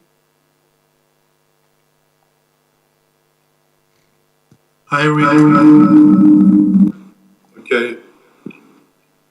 Siti, can you hear me clearly? Yes, Rick, we can receive you loud and clear now. Thank you. Okay. Thank you very much. Thank you, Dr. Mitchell, and again, good morning to everyone. And again, thank you to Suzanne and James and Carolina that I still see, and all for the support that you've given us. My report basically represents more just the last COVID months. My report is also in the annual book. So I'm just it's a small summary. If you don't mind, I will read off my report. Thank you, President Mitchell. My report is already part of our annual book. Guam was ready to host all of our family for this year's AGM, along with hosting the Olympic Solidarity Commission at the Westin Hotel. Guam and my entire team were all prepared to make it a memorable moment, and unfortunately, this was not to be. As we learned more of the threat of this virus, it was clear to all of us when our first cases started heading our shores, recording first death from COVID-19, to government sanction on border control measures. Our lives were placed on notice and on hold that this virus is here and is indiscriminate to age and gender. Just talking about bad timing, many regional federations were also hosting events, while others attending qualifying events, returning home and found themselves in a very difficult situation, being stranded in transit points of Fiji and Nauru. I would like to take this time to acknowledge FASNOC, ONOC, and the Nauru NLC, who have stepped in to provide assistance to the athletes that were stranded in Fiji and Nauru. As for Nauru, 2 NLC athletes are still in their country and still trying to get back to their island. And hopefully soon that they'll be repatriated back to their island and to their families. ONOC team have also taken on board a request from Olympic Solidarity regarding follow-ups on the 2017 and 2020 quadrennial reports that Dr. Mitchell alluded to earlier. I thank you for your cooperation, and I would like to report that of 16 of 17 NOCs have met all the given deadlines and we continue to work with them to resolve their outstanding reports that was initially due back in June. As you all know, ONOC lost two very key and important individuals, Dennis Miller and Talay Bernis. Talay was the longest serving staff of ONOC and worked initially for Dr. Mitchell when he was Secretary General. As for Dennis, I was very fortunate to have just arrived Suva when he decided to leave us. And I was fortunate enough to say my goodbye to him. And again, it's always, in my term now, I have had to say goodbye to three of our staff, which is kind of always difficult in any situation. I try to envision on what the future holds for all of us today. And while there are talks about a vaccine, I still don't know what this means for the future of our sporting communities. Life as we know it no longer exists. So the next 7 months would start to unfold with how we can all safely go back to do what we do in sport and how to deliver these programs and work on key components of the programs and advance our delivery through the webinar platform. As we face this pandemic, we were busy working on the Oceania ONOC House in Suva, as you saw the footage presented by Dr. Mitchell. All renovations have been completed with still a few minor finishing touches.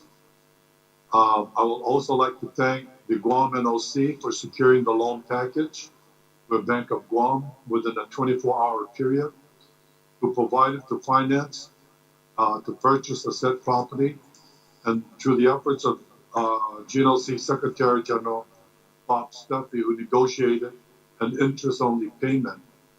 I would also like to thank the IOC Olympic Solidarity for supporting our request for the ONOC House. We have officially moved into the new ONOC office located on Gladstone Road around the second week of November. We look forward to plans to have all our family present sometime next year when we will be able to host you in Suva and be part of the official opening of the ONOC office. Most, if not all, members join a meeting with IOC President Dr. Thomas Bach via the webinar platform. As many of you have also received, that he's now inviting us for a second webinar meeting January 2nd on the new year. And he provided us briefings on Tokyo 2020, now renamed Tokyo 2021, and moving forward under COVID-19 conditions. We have also been meetings with the Tokyo 2021 coordinator, Ms. Christine Maida, and her team as they provided us the updates and safeguards to Tokyo 2021. We continue to keep our relationship with our Fukuoka ONOC partnership, who just earlier this morning, Mike handed me a draft agreement that ONOC will sign with the governor of Fukuoka, continuing their support for the ONOC training camp as we take our athletes to Tokyo. Sometime back in May, as the Suva office faces the same restrictions we faced in Guam, I wanted to find ways to keep our staff engaged with sports administration. And we came up with a proposal that was also complemented by the request from Olympic Solidarity to assist our NOC's follow-up and report on all outstanding reports, financially and administrative reports for the last quadrennial. We have sent out the process and deadlines, and I want to thank all the NOCs for cooperating and completing this task. We will continue to engage again with the NOCs, closing out the outstanding reports. We hope to complete this before the end of the year, and so that we can make our final and close out this quadrennial with the IOC. As Nicole, Niels, and team have delivered the new quadrennial plan, it is important, more so now than before, that the NOC presidents and Secretary General pay attention to the new online platform, as this will be the normal operating systems that we will be working with. It is designed to be user-friendly, be more effective in the application and accountability phase, and the checks and balance of the program. And the important part of this process is that it would require the approval of both the President and Secretary General. There will be an upcoming forum where Nicole, Joanna, and team will take us through the online application process called Relay. In closing, the new year brings hope for the future of sports and the Olympic movement. And I want to thank all of you for the support you have given the Secretariat. And my last wish to everyone is to please be safe, enjoy the holidays, celebrate what we have, and safeguard the entire family. And thank you. Thank you, Dr. Mitchell. Thank you very much, Rick, for your report. Any questions that you want to pose to Rick, if you put it on the chat line.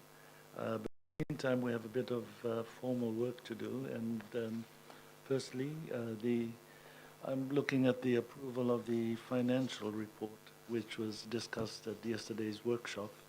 The membership indicated their support for the financial report.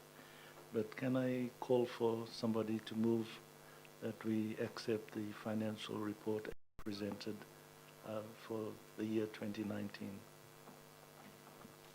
You can. I move, President. Second.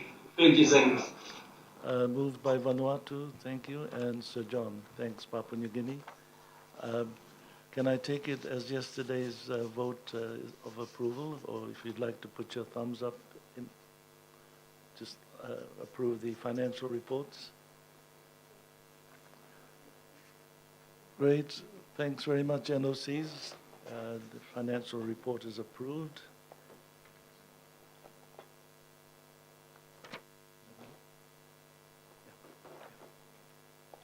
The second one, I presented the annual report in my section, but I forgot to put it for your approval.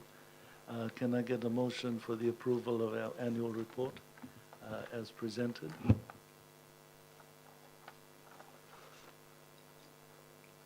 Yeah, no, the annual President's report and the annual report as a whole. I move the President's report and the annual report be accepted. Thank you, Fiji. Do we have a seconder? Second. Sorry, I can't see the... Owen. School comments. Oh, thanks, Owen. Can I have the screen? Everybody in favor? Put your thumbs up. Oh, you, Vinaka. Oh, James, you're back. And the final item is the approval of the Solidarity Plan for 2021 to 2024 as a working document that we will come back to you by mail before we send it to Solidarity. So it's approval of a draft, I guess. So can I get your support rather than put it forward as a formal motion? I think I can take it from yesterday's meeting. In principle, the people in the room, which is the Fijian OC nodding their head. Can we have a look at the membership, please?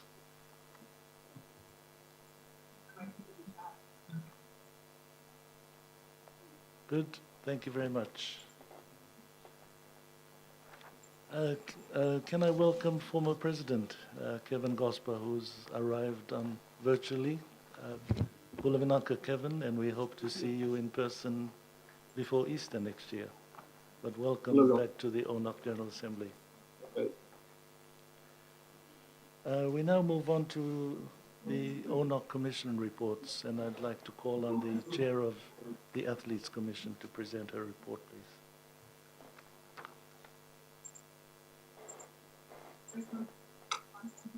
Thank you very much, Doc, and good day to everybody from Papua New Guinea. The Athletes Commission annual report is in the 2019 ONOC annual report. We also have an addendum in the SharePoint, in the meeting papers. And just as a summary, I'll go through a few points. The addendum includes an update on the 19 recommendations or resolutions that the athletes approved during the 2019 Oceania Athlete Forum. So we've been working on implementing all of those recommendations. And on the new ONOC the new ONOC website, we will also ensure that we are continuously updating that website with the progress on those recommendations so that our athletes can see what it is we are doing with all of that. I'd like to acknowledge in particular Australia and New Zealand, their athletes commissions. Despite the impact of the coronavirus, they've really been leading the way with their athlete engagement with athletes in their countries. And Kiribati, Fiji, and PNG as well have been delivering some programs. And we're very pleased to also have been advised that the Solomon Islands Athletes Commission finally adopted a new charter. So we look forward to working with Francis and the team in Solomons to get some activities going. During this past year, we've had direct engagement with the WADA President Withold and also the WADA Athlete Commission Chair, Ben Sanford. It's great to now have a direct line into the very top of WADA, and we look forward to continuing our engagement with WADA, representing the athletes in Oceania. Looking ahead to 2021, we still intend to roll out a Train the Trainers program in order to train up more educators to deliver our Excellence for Life athlete program. I'm very pleased to advise everyone that we continue to keep Miss Barbara Kendall within our loop, and her creative genius continues to be relied upon, and she's assisted us with updating and reviewing the Excellence for Life curriculum. I'd also like to acknowledge and thank the team at Career Plus in the IOC for their assistance as well in this regard. In 2021, we will also have to plan and deliver the next edition of the Oceania Athlete Forum. I just recently attended the Anoka Athlete Forum, which was a virtual one. In our region, we realized that not everybody might have access to digital tools. So I'm going to, on behalf of our Athletes Commission, request all the NOCs to assist your Athletes Commission with participating in this forum if we do need to go virtual.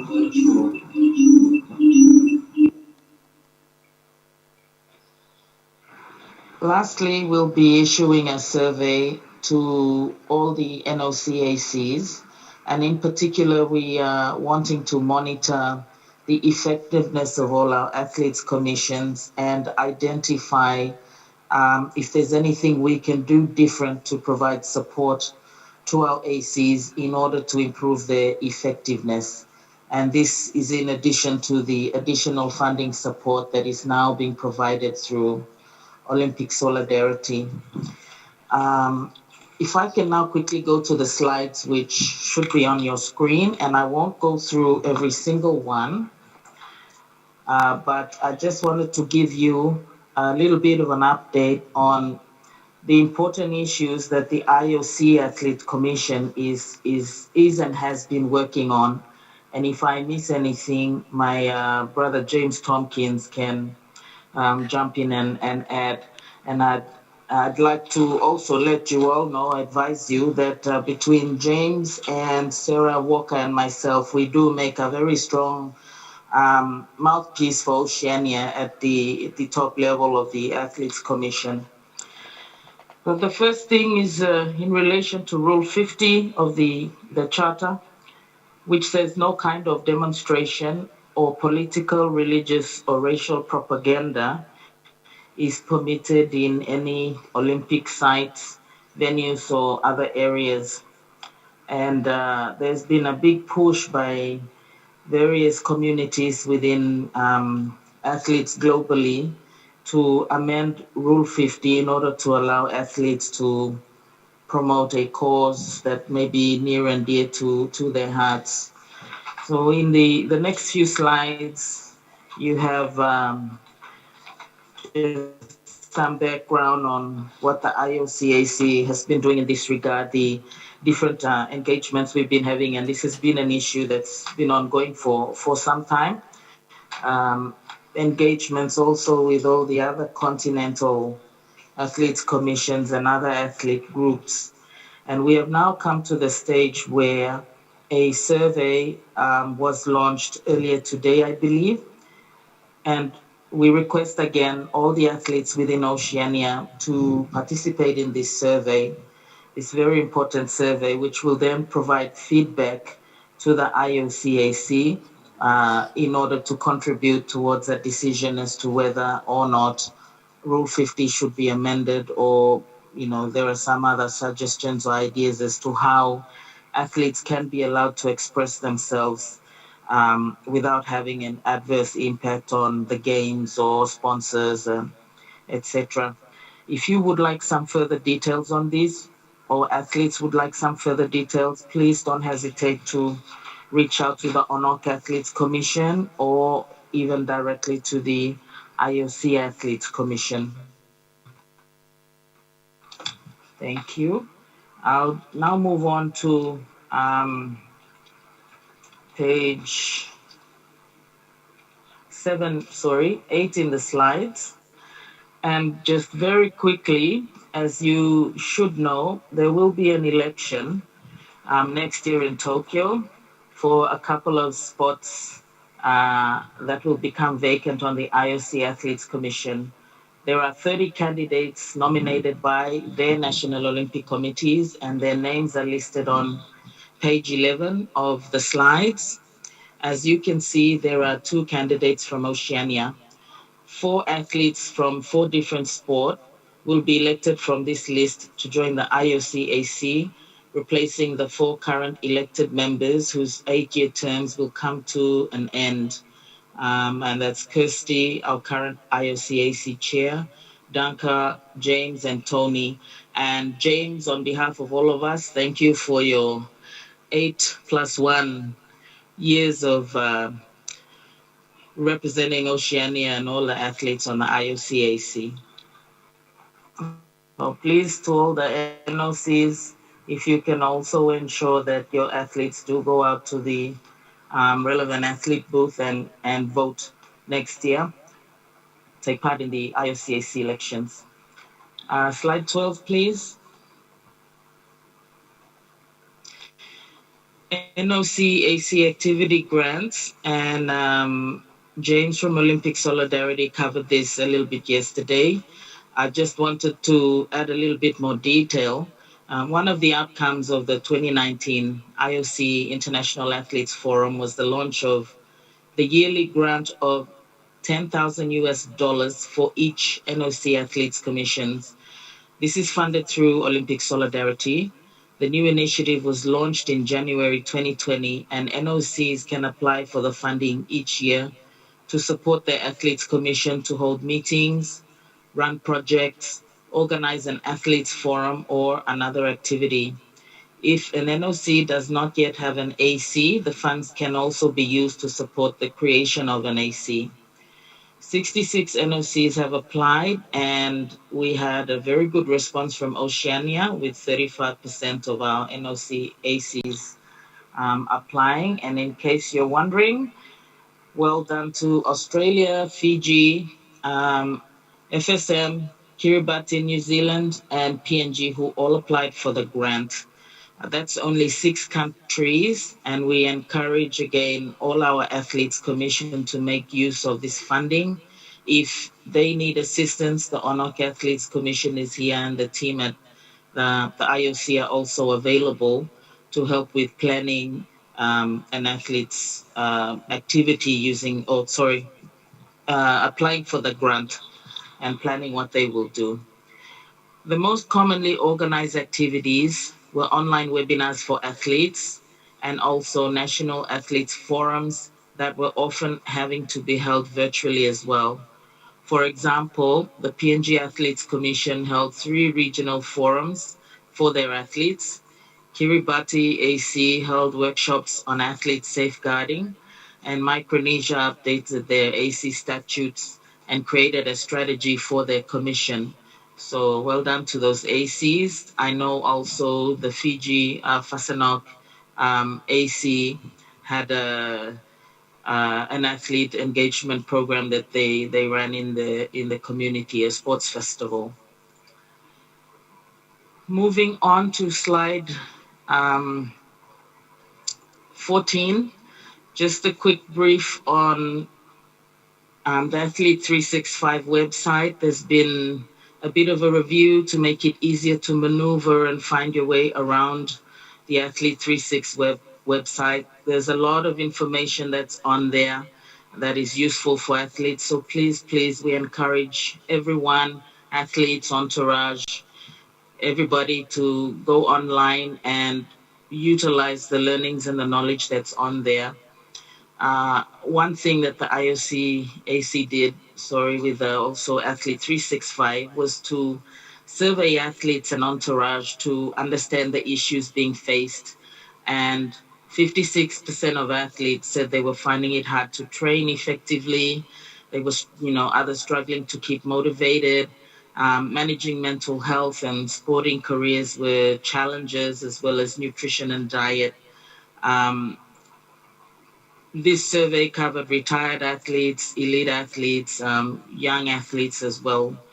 The entourage members who participated in the survey said their biggest challenge was keeping athletes motivated and planning training for athletes and supporting athlete mental health were the next 2 biggest challenges. On to slide 15. Based on the survey results, additional tools were created and uploaded onto the Athlete 365 website. So you'll see some online resources there to deal with mental health and all these different challenges that were brought about, particularly by the impact of the coronavirus pandemic. So again, please feel free to go on there and have a look. Mental health and well-being in particular was a big focus. So you can see there we have a specific area on Athlete 365 dealing with that particular topic. Between March and September, the mental health content on Athlete 365 had over 80,000 unique visits, which shows how well the information was valued by the athletes. On to slide 16. Between April and July, at the height of the pandemic, Athlete 365 developed a comprehensive COVID-19 response across 9 languages and with a clear identity. Experts were pulled in from all corners of the globe to provide advice via video interview, accompanied with in-depth articles and toolkits. Everything from journaling to sleep to combating anxiety, Athlete 365 provided positive messages on both the platform and social media. Meeting the needs of both athletes and their entourage was a key focus and resulted in 2.2 million impressions and considerable interest across all platforms. The content was also extensively shared by IFs and NOCs. On slide 17, just a brief summary of Stay Strong webinars with various Olympic champions, providing interactive opportunities for athletes to engage with these sporting stars. Slide 18, Mentally Fit campaign, and which is to help athletes deal with the effect of the COVID-19 pandemic on mental health. And it focuses on showcasing athlete stories and again leveraging experts from within the network to build comprehensive support. Athlete 365 also promoted 2 key offers from top partner Intel, during the Mentally Fit campaign, which are then showcased in the next few slides. And in particular, there's the IOC Mental Health in Elite Athletes Toolkit, which was developed in collaboration with the IOC Mental Health Working Group and a virtual task force. I'm conscious of time, so I won't say too much about it. But again, this is intended to provide a holistic approach to elite athlete mental health and well-being, as well as outline roles and responsibilities of the three key stakeholder groups in relation to the creation of a psychologically safe athlete environment. And those stakeholder groups are sports organizations, athletes' entourage members, and healthcare professionals.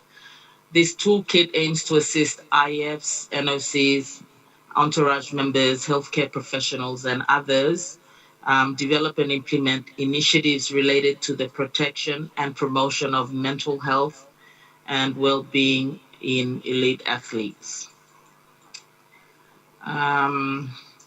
Slide 22 has a bit of update on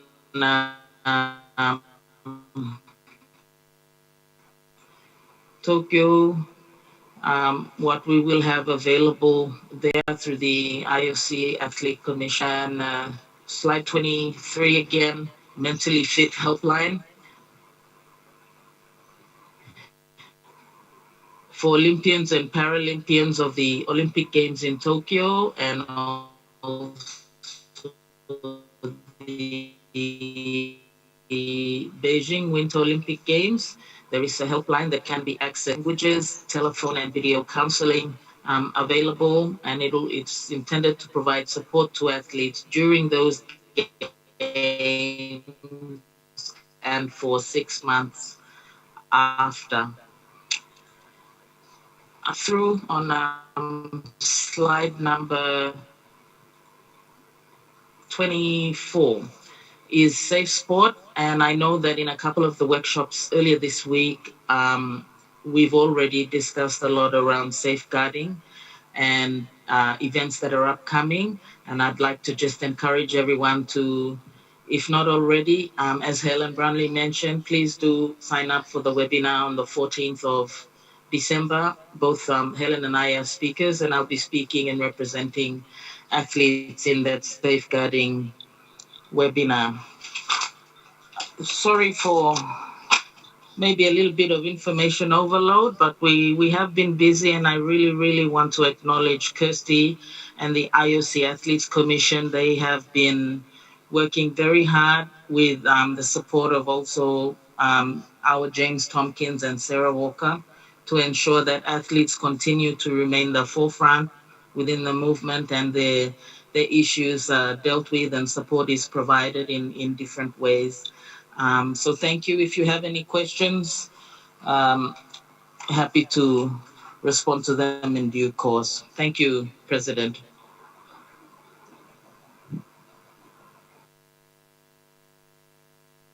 Very much, Caro. I think there's another slide for you coming up from our side. The membership of the Athletes Commission. Slide, please.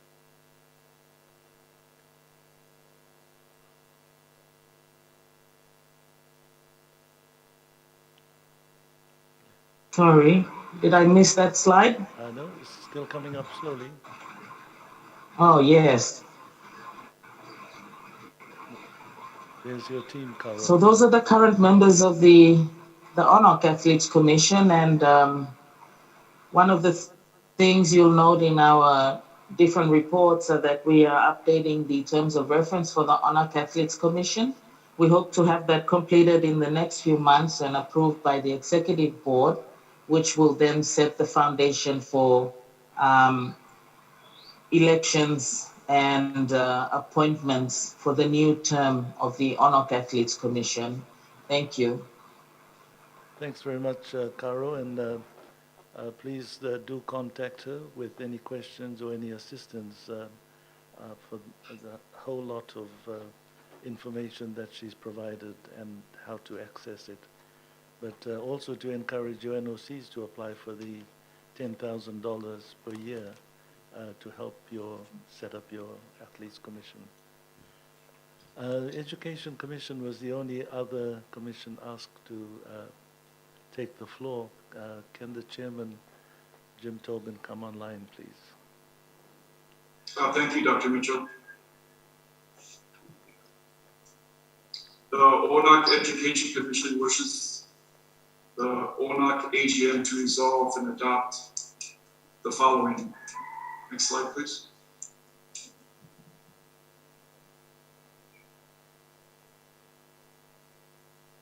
Can you hear me?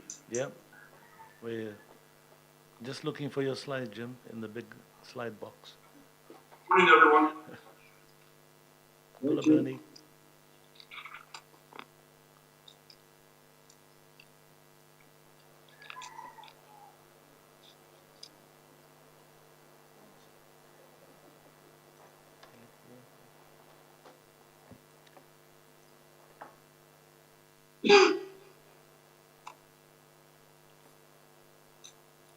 Meeting room to control room. If you can put the Education Commission slide up, please. Thanks.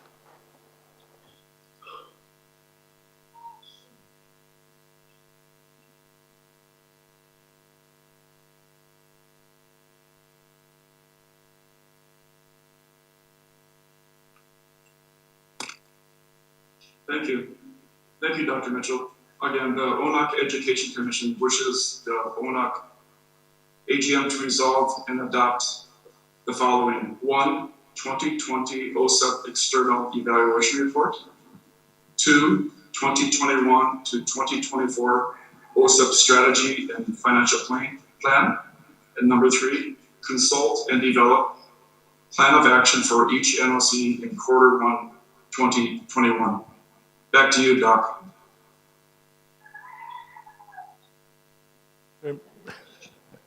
Chicken down the back. Thanks very much, Jim. You've heard the resolutions yesterday, and I've now just read them on the screen. Can we have a motion to accept the resolution to implement the programs that they are covering? Can we have a motion from the floor? I know there was a poll taken yesterday, but we need to do this formally. Mr. President, I move that resolution to move forward, please. Merci, Antoine. Do I have a seconder?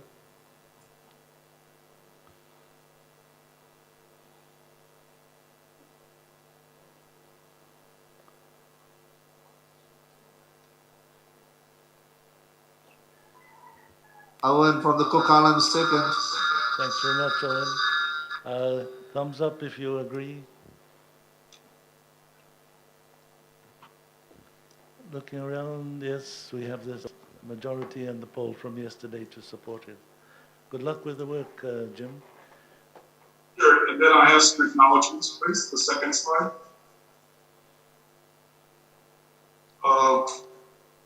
These are the members of the Education Commission representing ONOC members and regional partners. Helen from ONOC Executive, Laura, Margarita, and Andrew were the NOC representatives from the 3 zones. Jill and Reagan represented Oslo. Anna Lee was the representative for the ONOC Athletes Commission. Jeremy, USP, and Manny Amy for Pacific Island Forum Secretariat. In closing, the Education Commission is very proud to recognize Sammy, Millie, and the OSEP team for their amazing work in 2020. Groundbreaking, comprehensive, world-class sport education program. It's amazing. Today, ONOC's flagship, OSEP, is robust and stronger. Thank you. Thanks very much, Jim, and thanks very much to the members of the Commission. You've been very busy over the last 4 months or so. Can we have the next slide, please, for the Equity Commission? Please. At our workshop in Fiji last year, we've had 2 workshops, and we're planning a virtual rollout in 2021, and it uses the Stay Active, Stay Healthy for me, as I've struggled with health issues. So you have been with me every inch of the way, and I really appreciate that. It's been a long journey. It's not over yet, but we're getting there. So thank you. And special thanks to Liz Dawson from New Zealand and the Equity Commission members who have kept the ball rolling and kept coming up with innovative ideas and working on my behalf. So I really appreciate that. I just wanted to mention, as Caro did, the IOC webinar on safeguarding, which is on Monday, and we're looking at, we hope you'll all be part of it. Quite a few people have met. I only know of 6, I think it's 6 NOCs who have policies. So this might be an ideal opportunity for you to link in and learn something more about how to develop your policies. And as I've said before, I'm happy to share what I've got and help you develop a policy if you need one. So I look forward to seeing you all on the 14th of December. So thank you, Dr. Area of work. Thanks to the team. And can we have the slide for the International Commission, please? The floor is yours, Bakla, if you want to say a few words.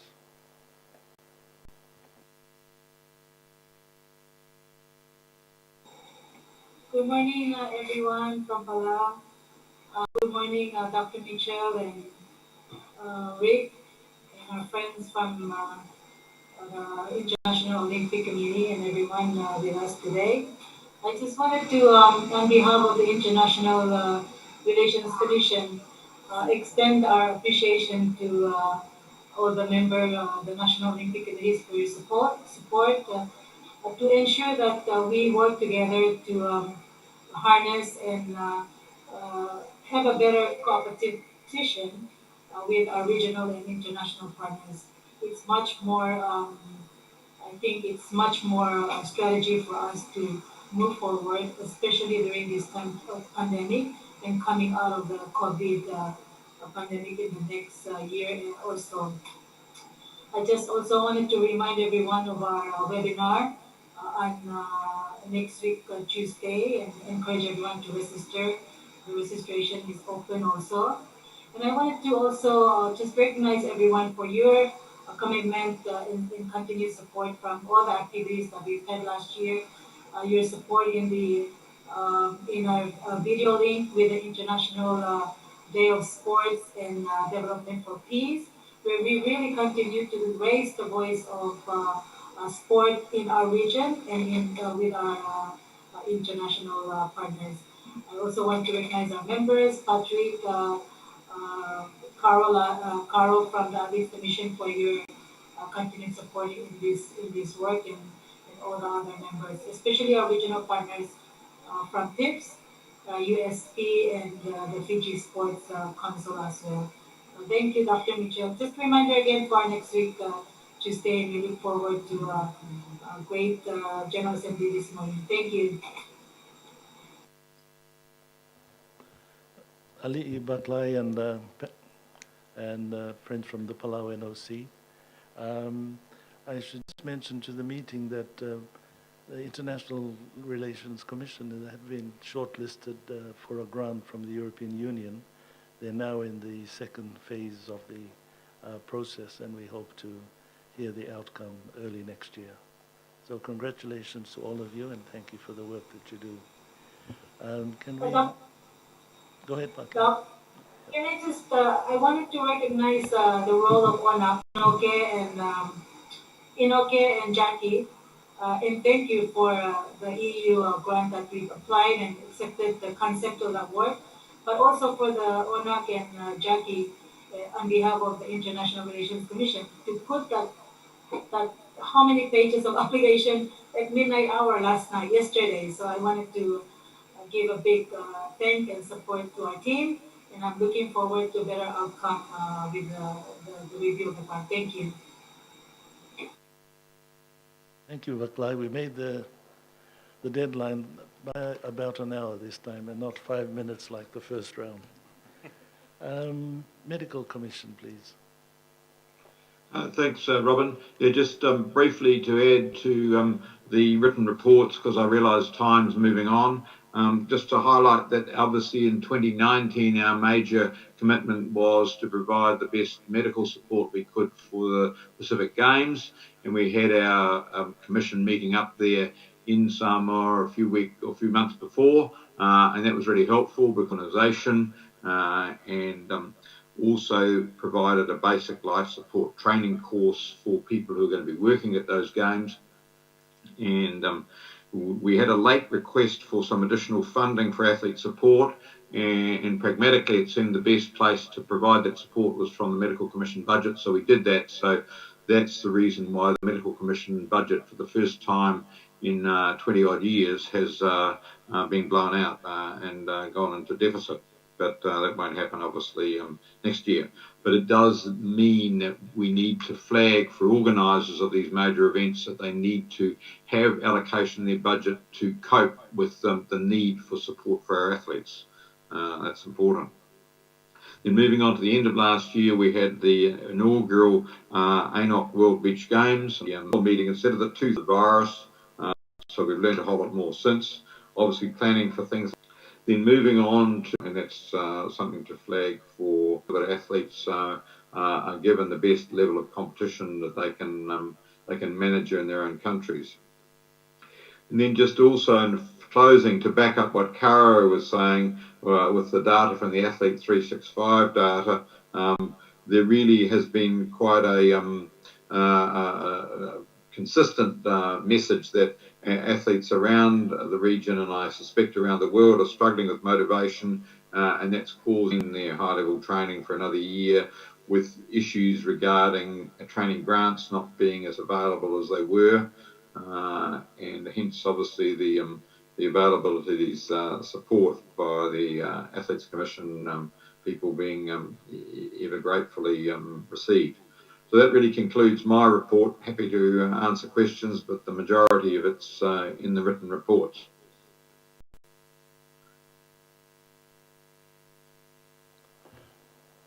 Thank you very much, Chris, for the report and for the work. All the best for the 9th of December. Your next. Moving to Tokyo. Congratulations, John, on your election to the IOC Executive Board, which means that we both get on a little bit earlier than previously. So before midnight, we get on to our IOC Executive Board meetings. John is chairman of the Tokyo Coordination Commission. He's had an extra year extension to his role and is very, very busy and is the man to talk to for updates on Tokyo preparation. Thanks, John, and the floor is yours. Thank you very much, Robin, and friends, it's nice to see you all and to join you this morning. The work to deliver the Tokyo 2020 has been intense. I think as National Olympic Committee members or International Federation folk, you've been receiving regular reports from either the President of the IOC or James McLeod or Kit McConnell. So we're doing our best to keep you informed. The next one from the President of the IOC will be, I think, in January anyway, 21st of January. We continue to have weekly meetings reporting to the President of the IOC. We continue to have weekly executive calls, my level with CEO Muto of Tokyo 2020, and then on big issues such as last Thursday night, President Bach joined President Muto, President Mori, to talk about the costs of the postponement and the costs of COVID countermeasures, and I'll touch on those later. At a task force level, in a whole range of areas, the IOC staff from the different departments continue to work very closely with the organising committee. President Bach and I visited Tokyo 2 weeks ago to meet the new Prime Minister of Japan, Prime Minister Suga. President Bach had spoken to him after his election, but this was the first face-to-face meeting. and we were very, very pleased by his enthusiasm to deliver the games. And he said on the day, his first day of election, after election, when he addressed the Diet, he said he affirmed his support to the United Nations, he affirmed his support to us, and then after we were there, he affirmed it to the G20 when he said, this is Prime Minister Sugar, I'm determined to hold the Tokyo Olympic and Paralympic Games as a symbol that humankind has overcome this virus. I heard that President Bach, who I met the other day, has the same determination. We will continue to make our utmost efforts to realise safe and secure games. And that's the message we got throughout the visit, and we continue to receive in our meetings with the Japanese. I'm just so pleased that we are dealing with the people of Japan in addressing the COVID-19 virus and in everything that has to be done. You know that when the pandemic broke, we had to, through Kit McConnell and the International Federations Department, look at all of the qualifications. You know that on the Japanese side, they had to resecure 42 venues a year later. They've had to resecure 78 hotels. They've had to resecure the Olympic Broadcast Centre. We'd already spent $70 million in cabling. We had 80 people on the ground at that stage. The Olympic Village was resecured. We're talking here, you know the size of it, many of you have inspected it, 16.5. They now take possession 1 year later. It would have been so easy for the Japanese to see wonderful support from all the rights holder broadcasters. They're all staying with us. Some of the final payments have been deferred to next year. Similarly, all of the top partners have stayed with us. Again, some for 24, and their rights commence on 1st January 2021, so there's a little overlap there. The Japanese national sponsors, remember their games, for their games they've attracted national sponsorship of an unprecedented 3. So we couldn't be more pleased. You've heard him directly. The major issues that we're dealing with at the moment relate to athletes. And I think James McLeod may have touched on this. We want the Tokyo Olympic Village to be the safest place in Tokyo. You would all know that the peak accommodation period is in the middle weekend, and all of the without at any stage reducing for them. But we can making a proposal to the executive board next week, which will basically, as a guideline, say that teams will only enter and athletes can only enter the village 5 days before they're eliminated. Guidelines, there'll be some flexibility.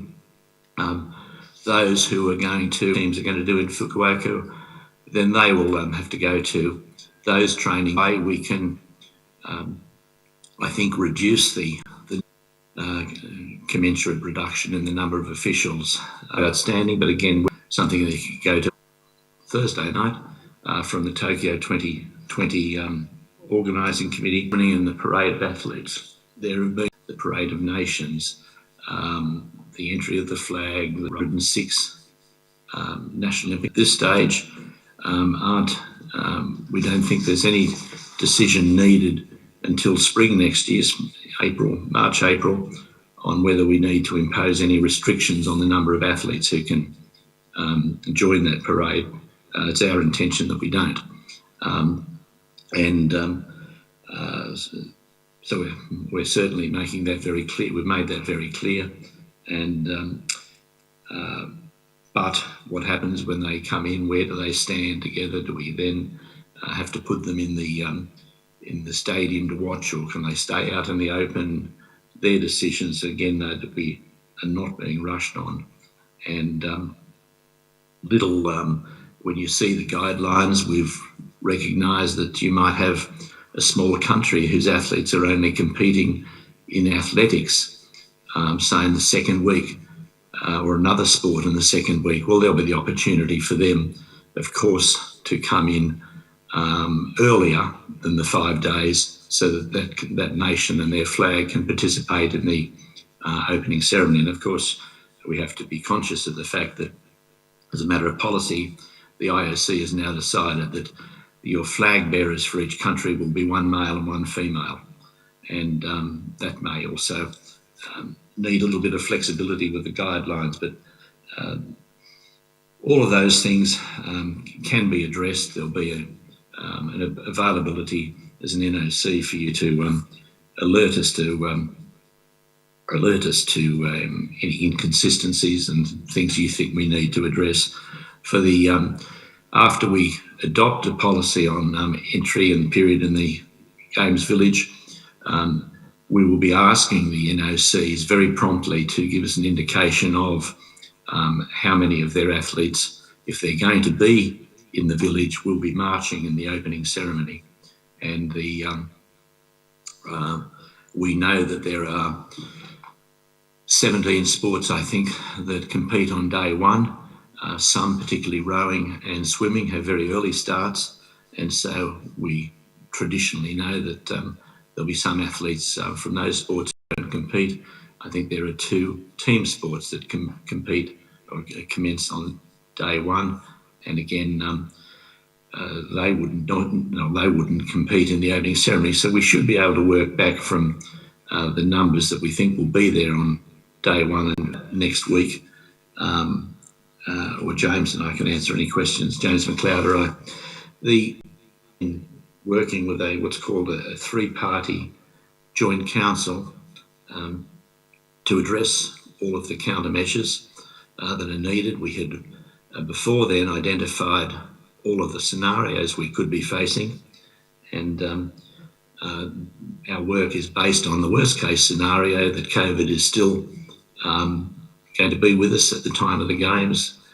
There won't be a vaccine and the Games is going to go ahead notwithstanding, and make it available. At the moment, with the existing compete, and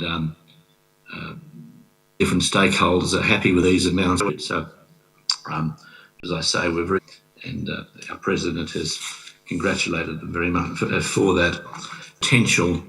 Then different governments have put a lot of money into it. I think the Japanese the sea is anxious that we can secure vaccine. We also recognise that even if athletes, so not we've looked, but vaccinate. You're taking, if you want to reduce it by more than 30%, we'll be reducing their delegate, plus the up to 6 officials, 2 athletes, and I don't think you can expect to have 6 officials. And the other thing, places where athletes aren't marching, fill it up with its best rating. If we're going to achieve the imperative of getting normally more tickets before they can take it in that people might want to obtain globally. We've operationally, so that work is still going on. I think the briefings of the NOCs and IFs and broadcasters, the countermeasures. I think James might have mentioned that there'll be a playbook, which of them we need to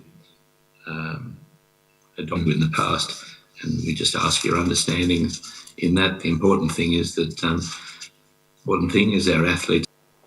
Thank you very much, John, for the extensive report. Are there any questions of John? And I see that James and Tosh. John, a question? Yes, Kevin.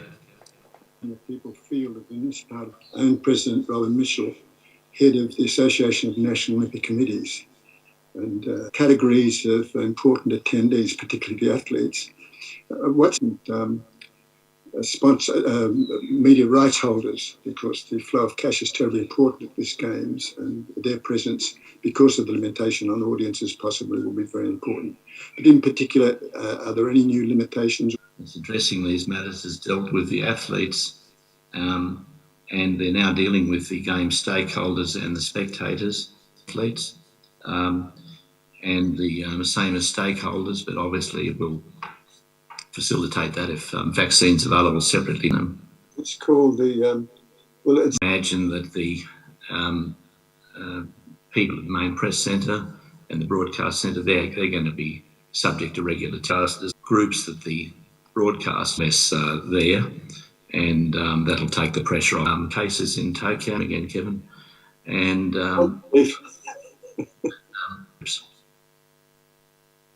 but Tosh? No comments. John's given all the information needed. Great. Looking around here. Thanks very much, John. No questions from the floor, but you can always contact to pass on to his president. But thanks very much, John, for attending. Find that certainly the government has been useful. Yes, thanks. Southeast Asia are covered, I think. In England, and they've started next week. Their group. Could we go back to the audit commissions? This is our audit committee. Mel finished her term with the PNG and OC at the elections early in the year. So we still have our two gentlemen, Antoine and Bob Steffi, to help our finance team at ONOC. Many thanks for that. Yeah. And I hear Antoine. Yes, Doc. Doc, first of all, thank you very much for giving me the floor. As yesterday, we've actually presented the audit of 2019, and I guess the whole exercise of actually having that workshop was to make sure that today we could propose and put a motion to the floor to adopt those audits. So I think some of the questions that was asked yesterday were replied. Like you said, Mel is no longer part of us, but I would like to thank her for her guidance and the. Andrew Minogue, are you able to do the PGC presentation? Do that.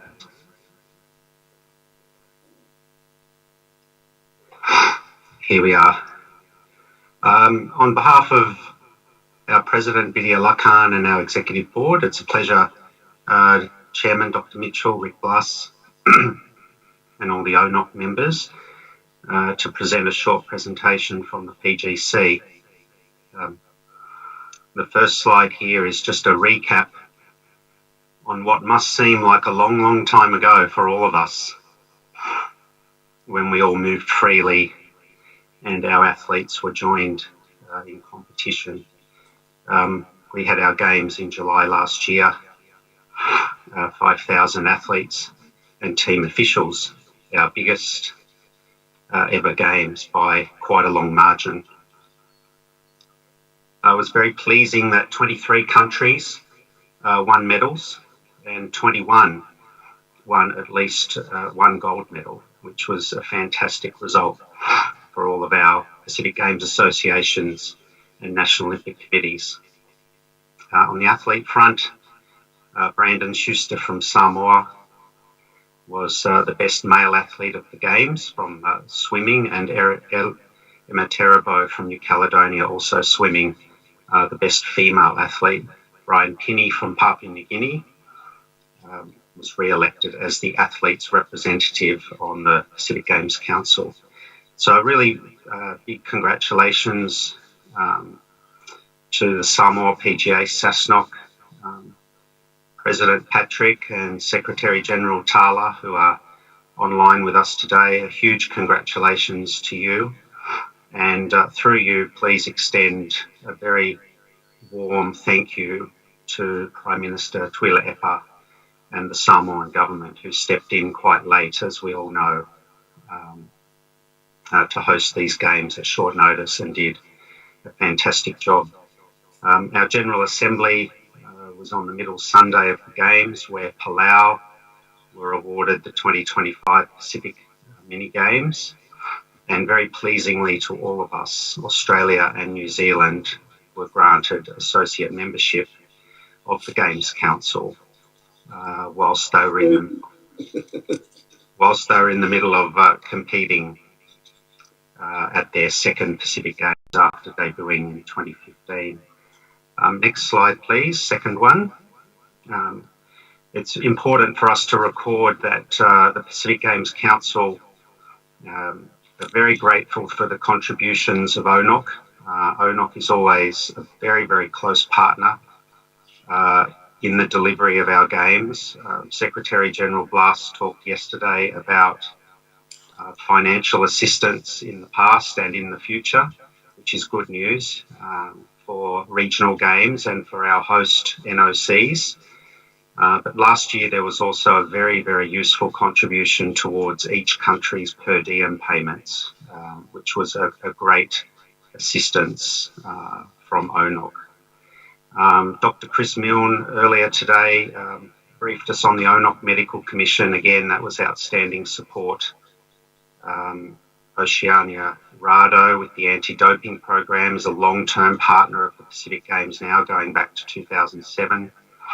And also the Voices of the Athletes program. There's a little photo there of some really good interactions that we had in the two dining rooms and in the breakfast room, the Games Village, where our athletes makes available its staff to come to the Games and assist in all of these different areas. A big thank you, Chairman Dr. Mitchell and Secretary General Blas and all of your team for the support you've given us. And then the final slide is just an update. I think many of you would be aware of these decisions that our executive board has had to take this year due to COVID, starting back in March when we suspended the bid process for the 2027 Games, given that travel and evaluation of bids is not possible at the moment. So as soon as those sorts of activities can resume, the 27 bid process will resume as well. In August, we postponed our General Assembly for this year until 2021. A General Assembly in a year after the Games, like we are now, has a lot of debate on constitutional matters, elections, bids, which I've talked about. So the Executive Board felt that it was more prudent to wait until next year when we can hopefully meet again. And we had 2/3 of our PGA members supporting that decision. In October, we formally moved the next Pacific Mini Games in Saipan in the Commonwealth Northern Mariana Islands from the June 2021 slot, which would now be on the eve of the Tokyo Games.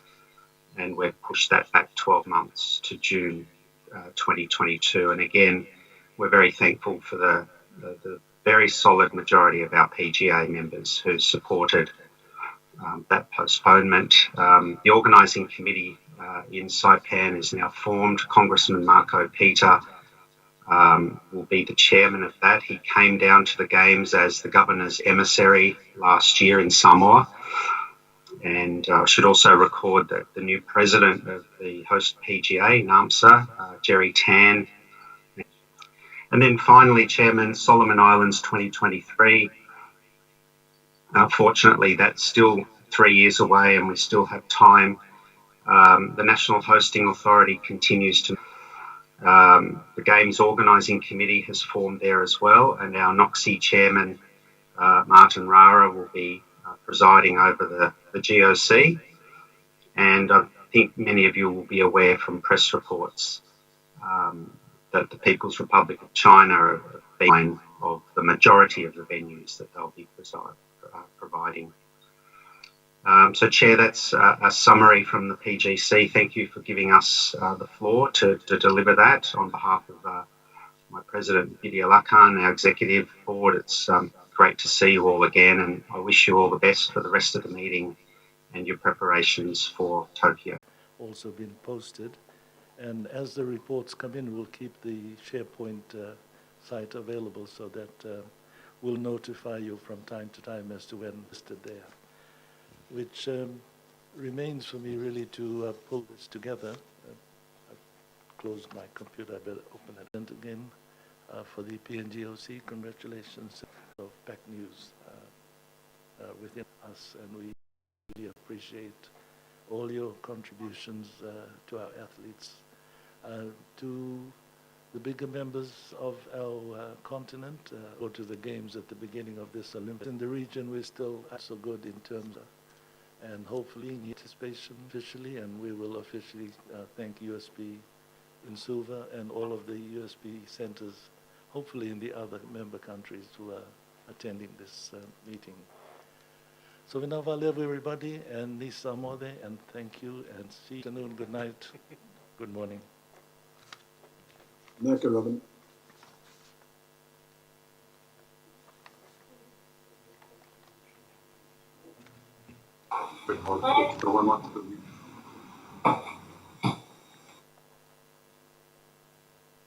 See you in Fiji, Kevin. I was very happy to be able to listen into the meeting, Robin. It was very stimulating. I also am very thankful for the continuing support that OSFO receives from, and I wanted to add that a lot of work has been done comes with athletic performance, and that's just a test of the athlete going through difficult times. But congratulations on all you're doing. I'm very excited still to be able to lead. Well, they. So, thanks to you also, Rick, for all you're doing for us. You're welcome. Nice seeing you. I just wanted to make sure that JD was enjoying his birthday wishes. Happy birthday, Rick. To which you got the usual Fiji handshake. I was actually waiting for that. I was looking at the screen. Make it quick. We've got ladies first. I think Nicole's waiting Okay, for we leave before this ends. Hi, Vidya. Hi, Carol. Hey, Vipia. How you doing? Damn. You're on. Gary, now I realize the type of company. Just conversing. How big is the carbon? Bye. See you all. Hi, everybody. Good to see 50 pounds or so? Oh, Jesus. Sorry for the interruptions, everyone. We will have to close the lines now so we can shift to the press conference. So if I can ask people to slowly leave when you're able to, accept. Yeah, right. Bye, Ken. Bye, Terry. Hey, Rick, where you going? Rick, if you can stay online, please. Yeah. Mike, if Rick can stay online, thank you. Oh, shit, I just went offline. No, we can hear you, swear. Yeah, you're still on.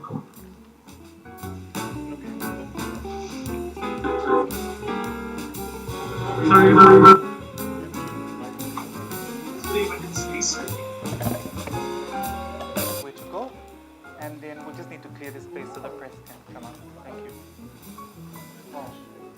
Of everybody. Sorry, we just.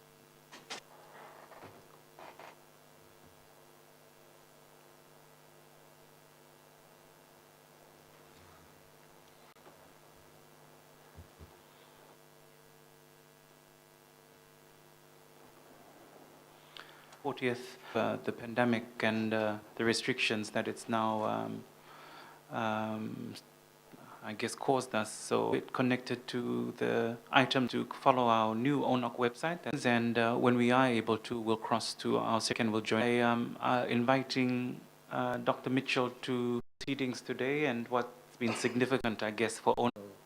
Coming on the countries.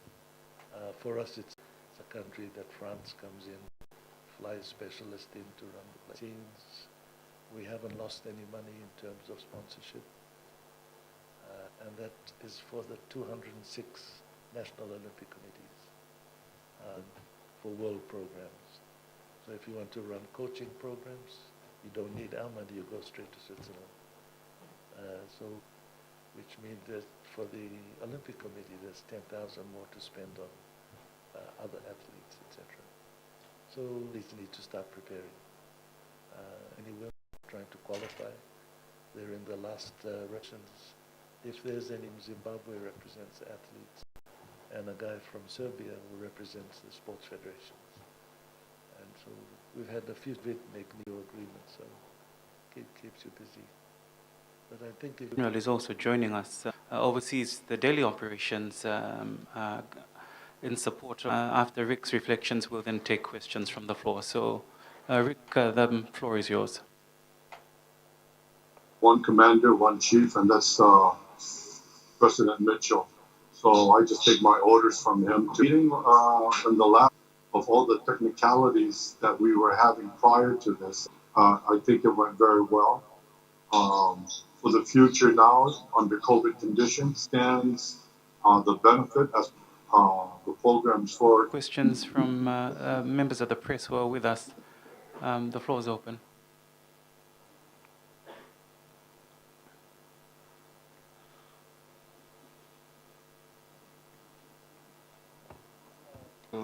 Implications, he says, on the Oceania region. What about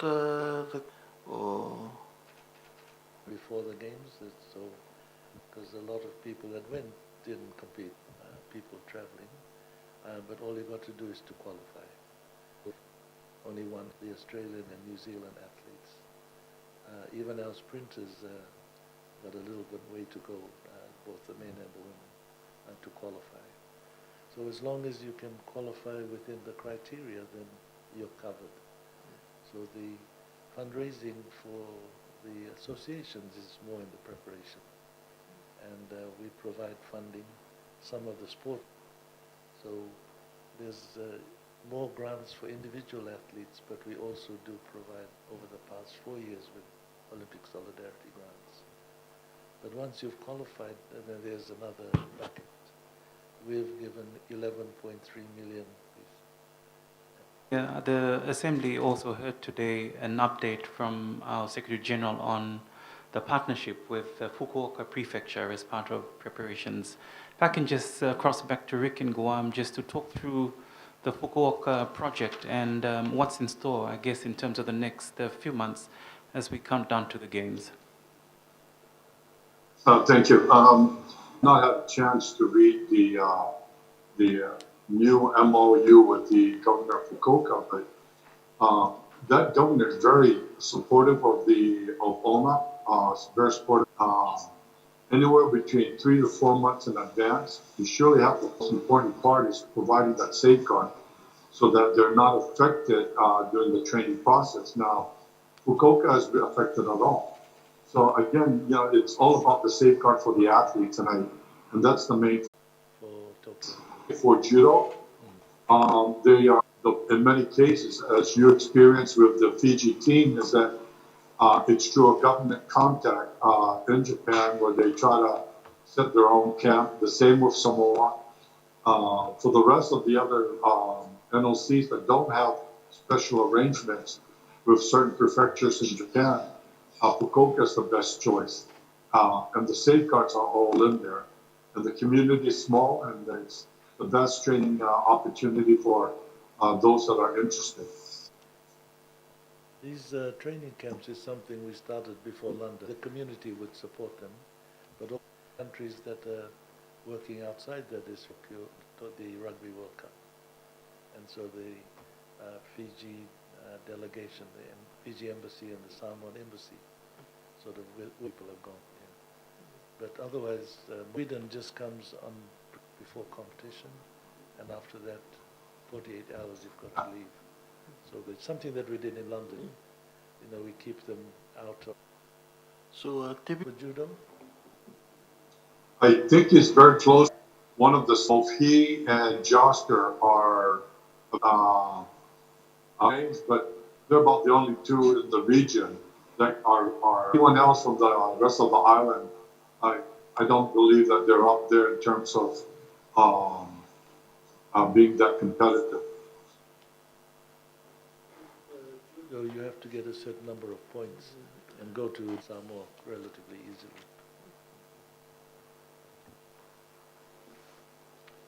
How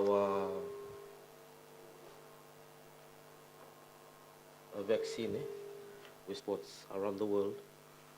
This time, are there plans in place? If the Coates, who's the chairman of the organizing committee for Tokyo, to enter Tokyo, you don't need to go into quarantine. The conditions for that. Everything that they do is within the guidelines. And wherever, that's why their numbers are so low compared to other countries of the same economic level. You know, compare Europe moment. If the vaccine comes earlier, then that's good for the people that are needed to go anywhere. But I think it's getting closer. And luckily for us, when they say vaccine, everybody lines up. So we get 90, 95% coverage.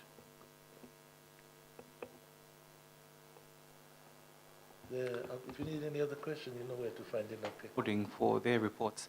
If I can just ask Rick for his final comments, and then Dr. 4 days we've spoke a lot, but I think the important factor now is getting Oceania ready to go, ready to focus on the Olympic Games, trying to get the 15 NOCs program. And so, like I said, it's going to be a challenge delivering all these key elements of the Olympic solidarity. And it's going to be a working. To the indoor games in Bangkok in May next year. So all of the Olympic qualifications up to Tokyo, but Commonwealth countries are preparing for Birmingham 2020. Got any skiers? Beijing is 6 months after complications. Live in Guam, and our president, Dr. Robin Mitchell, here with us in the meeting room at the Japan Pacific ITC Center at the in the coming months. Last one, Rick. What curry and roti you want us to eat for you? I just sent Lorraine a message showing me the chafing dish. I said, please don't open it and show me, please. We'll send you something over email. We'll show you a virtual curry and roti. But that completes our live broadcast as Because well. I might, and I don't want to do that. Again, that completes our live broadcast. Thank you to those joining us on our YouTube channel, and thank you again to members of the media. Yeah. Thank you, team. Thank you, everyone. Thank you, Inoki, Melly, City, and the rest of the team for a job well done. Naka, Rick.